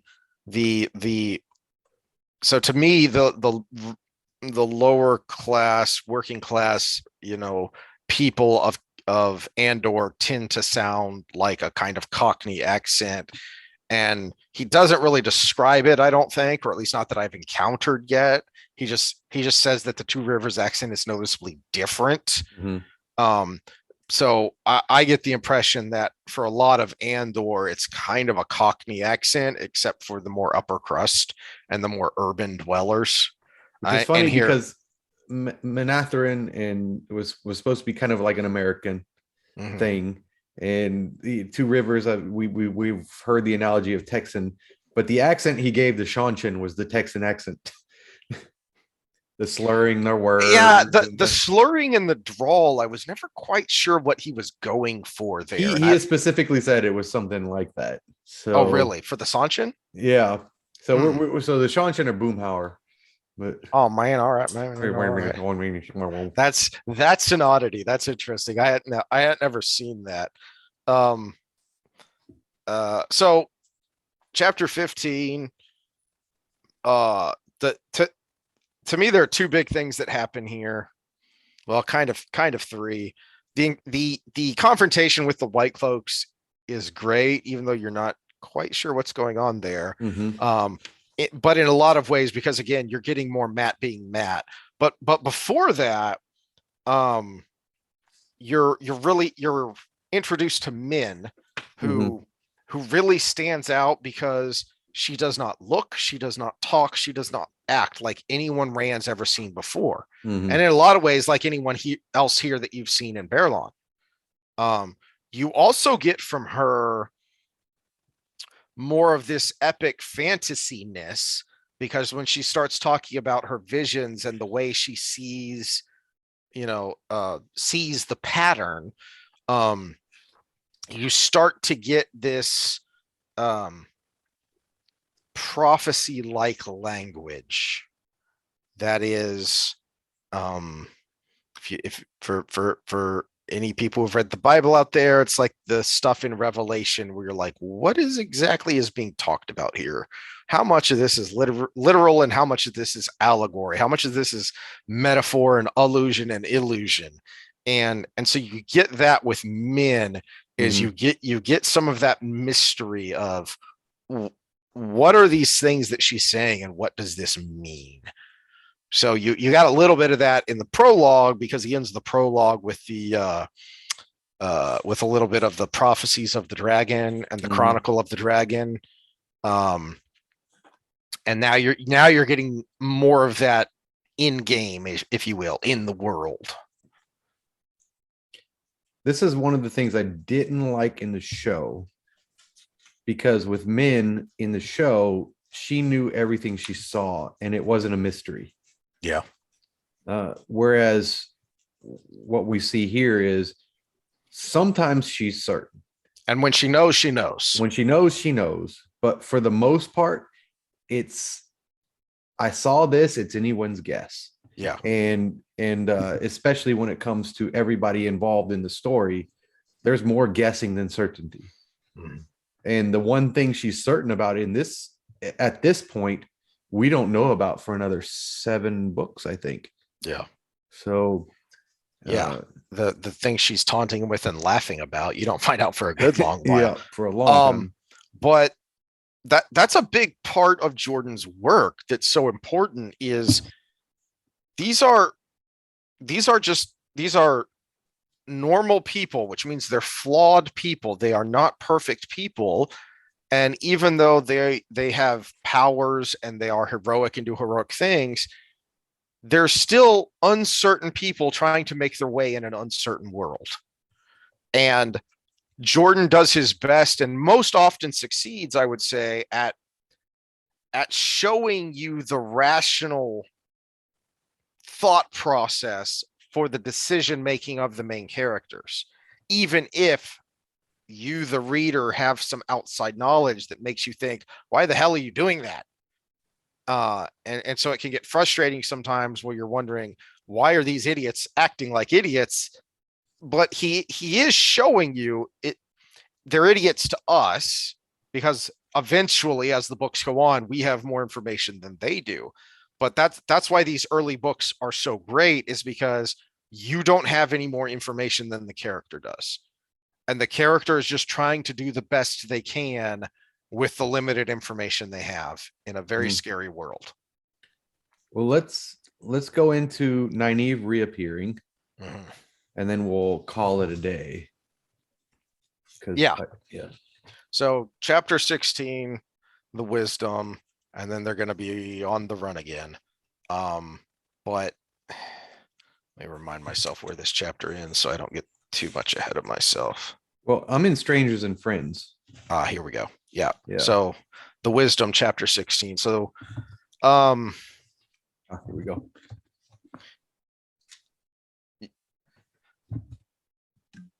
I think the best part to me, what jumps out about this chapter to me, is when Nynaeve shows back up again.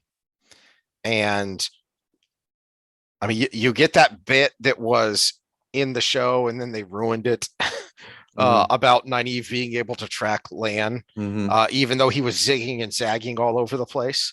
That was great. It shows you that, you know, this is someone who has an interesting background. This is someone who's not quite what she seems, but also she's an authority figure, even though she's young. She's also you already knew that she's prickly and she has a temper from the perspective of other people. And now you see it and kind of see why, is that she's a very young person in a position of authority. And she expects to be obeyed. She expects her commands to be followed. And when she makes a suggestion, it's not really a suggestion. And so now she's butting heads with Moiraine, who is the exact same way. Although she has a different way of going about it. This is one of those moments where I thought a little bit of wokeism got in the way, because in the books, how did she find Lan? Why was she so good at tracking? Well, first she says she just did, and with a little bit of the same reasoning, which is, no, actually it wasn't. It wasn't. You're right. Because she was an orphan, wasn't she? Yeah. In the series. In the series, she was an orphan.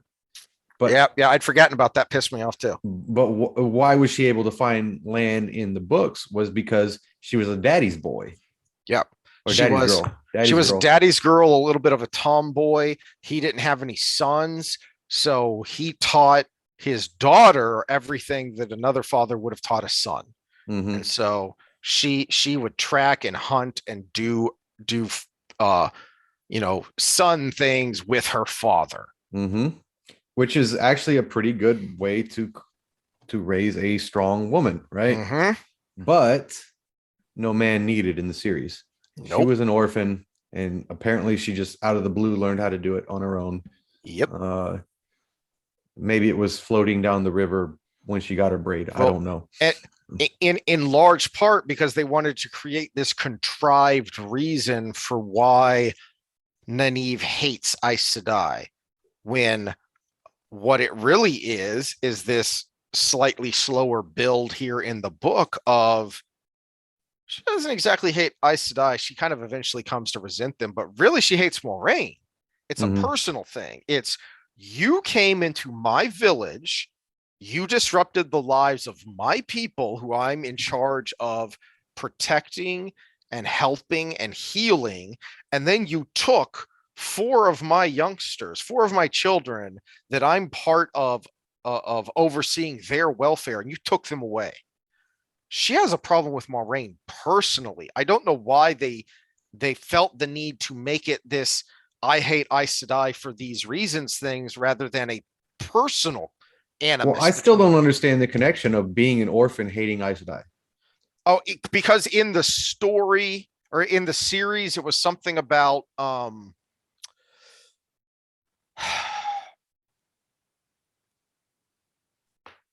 the person who trained her had gone to the tower and was treated badly and kicked out because she was a wilder, because she didn't have the talent or whatever. Okay. I don't remember which episode they threw. It's somewhere in the middle there where They could have Nynaeve had that and says still that had her someone, have parents, though. you know, they could have had that and still had it made a point to make it a personal Mhm. tension and animus between Nynaeve and Moraine. I still think, I mean, this is my opinion here. I still think it boils down to Nynaeve had to be badass without a strong male figure in her life. Mhm.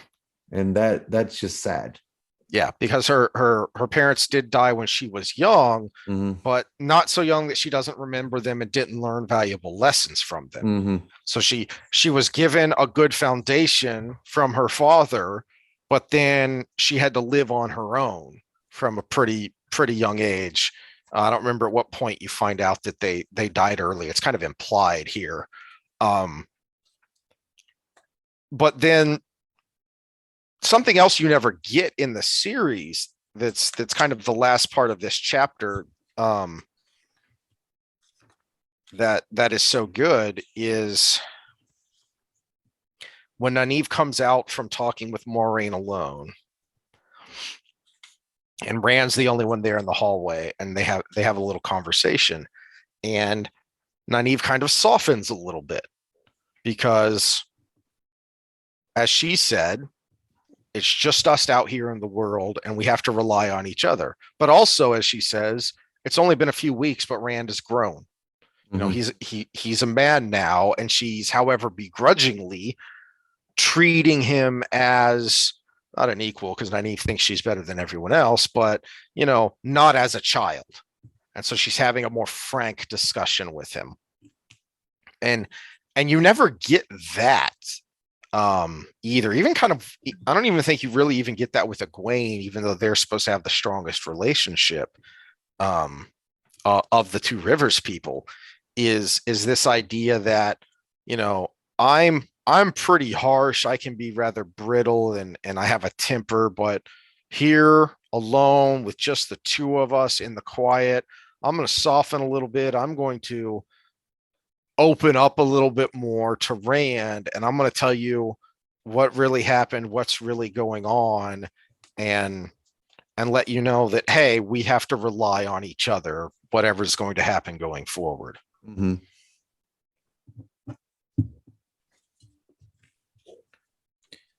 Yeah, I think that's a good place to end because that's kind of how the chapter ends, where she has that moment with him, but at the same time, she ends it with, "For now, I'm gonna have a bath." Mhm. Yep. We'll see you tomorrow. Yep. So I've got to get dinner started, and I promised Ben I would play some chess with him tonight, and because he wants to join the chess club at school. And we almost made it to Arid Hall, but we'll get there next time, as well as a little bit of what happens afterwards.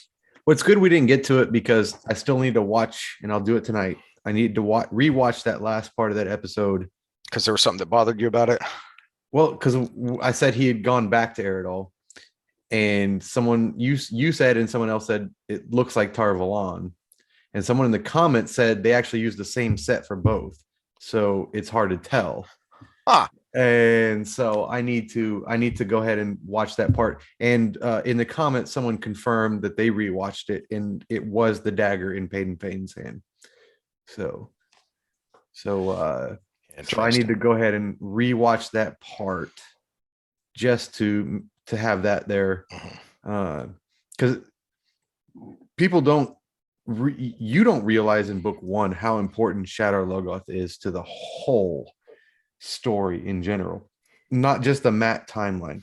because it's almost all of his timeline through the first 6 books. Irrespective of the dagger, because something similar happens in the books than in the movie or the show. Loosely similar. But at the same time, the impact it had on him as a character is Massive. Essential to all the way through till the end. And I don't know. The next segment's going to be a hard one to not have spoilers because of how impactful that place is, irrespective of what actually happens there in the book at this time. Yeah. Well, people who are following along, comment if you have scenes or questions that we haven't covered, and let us know if you want any kind of if you want any spoiler talk, because we can definitely get into that. We'll make sure we label it as such. But we're trying to just look at the chapters as they are as we go along here. But if anyone wants more, just let us know and we'll get into that. And I think we kind of hit a good nerve earlier in this discussion. And I'm going to have Heath send me little questions beforehand so I can spend time doing some of my own reading in the more boring books. But he wanted my insight on the behavioral shift that something would cause. And I think that was a good vein to go down, because we even got some in this little last segment here too. Yeah. And this isn't just going along and telling you what's happening in the book, because you can read the book. So we want to provide a different product, a more in-depth product. And I think that's somewhere I can add a little bit to this to spice it up a little bit. Yeah, so, definitely. So before the next several, I'm going to have him give me little food for thought to include in the conversation ahead of time. Luckily, he asked me something I knew off the top of my head, but it won't always happen that way. I'll tease something then.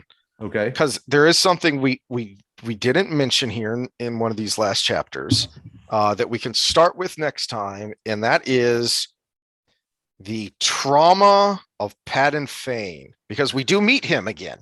Yes, here in and Verlon, this is why I have such a beef with him in the show. Because there is no trauma to the man. He was already set up to be who he was in the last episode from the beginning, and there was not even a transition. It was just he's there in the beginning and then he's there in the end, and he's a different person. So let's talk about who he is in Verlon and the kind of damage and trauma that he's displaying there. Okay, that's perfect. All right, guys, we'll see you on the flip side. Like, subscribe. I don't think we need any, other than spoiler alert, we don't need any disclaimers for this one with health and wellness or whatever. So I will do the timestamps. Oh, I'm telling you this at the end. I'll do the timestamps, so if you just want this part of it, you'll know where to go. But all right, talk to you guys later. So long. Later.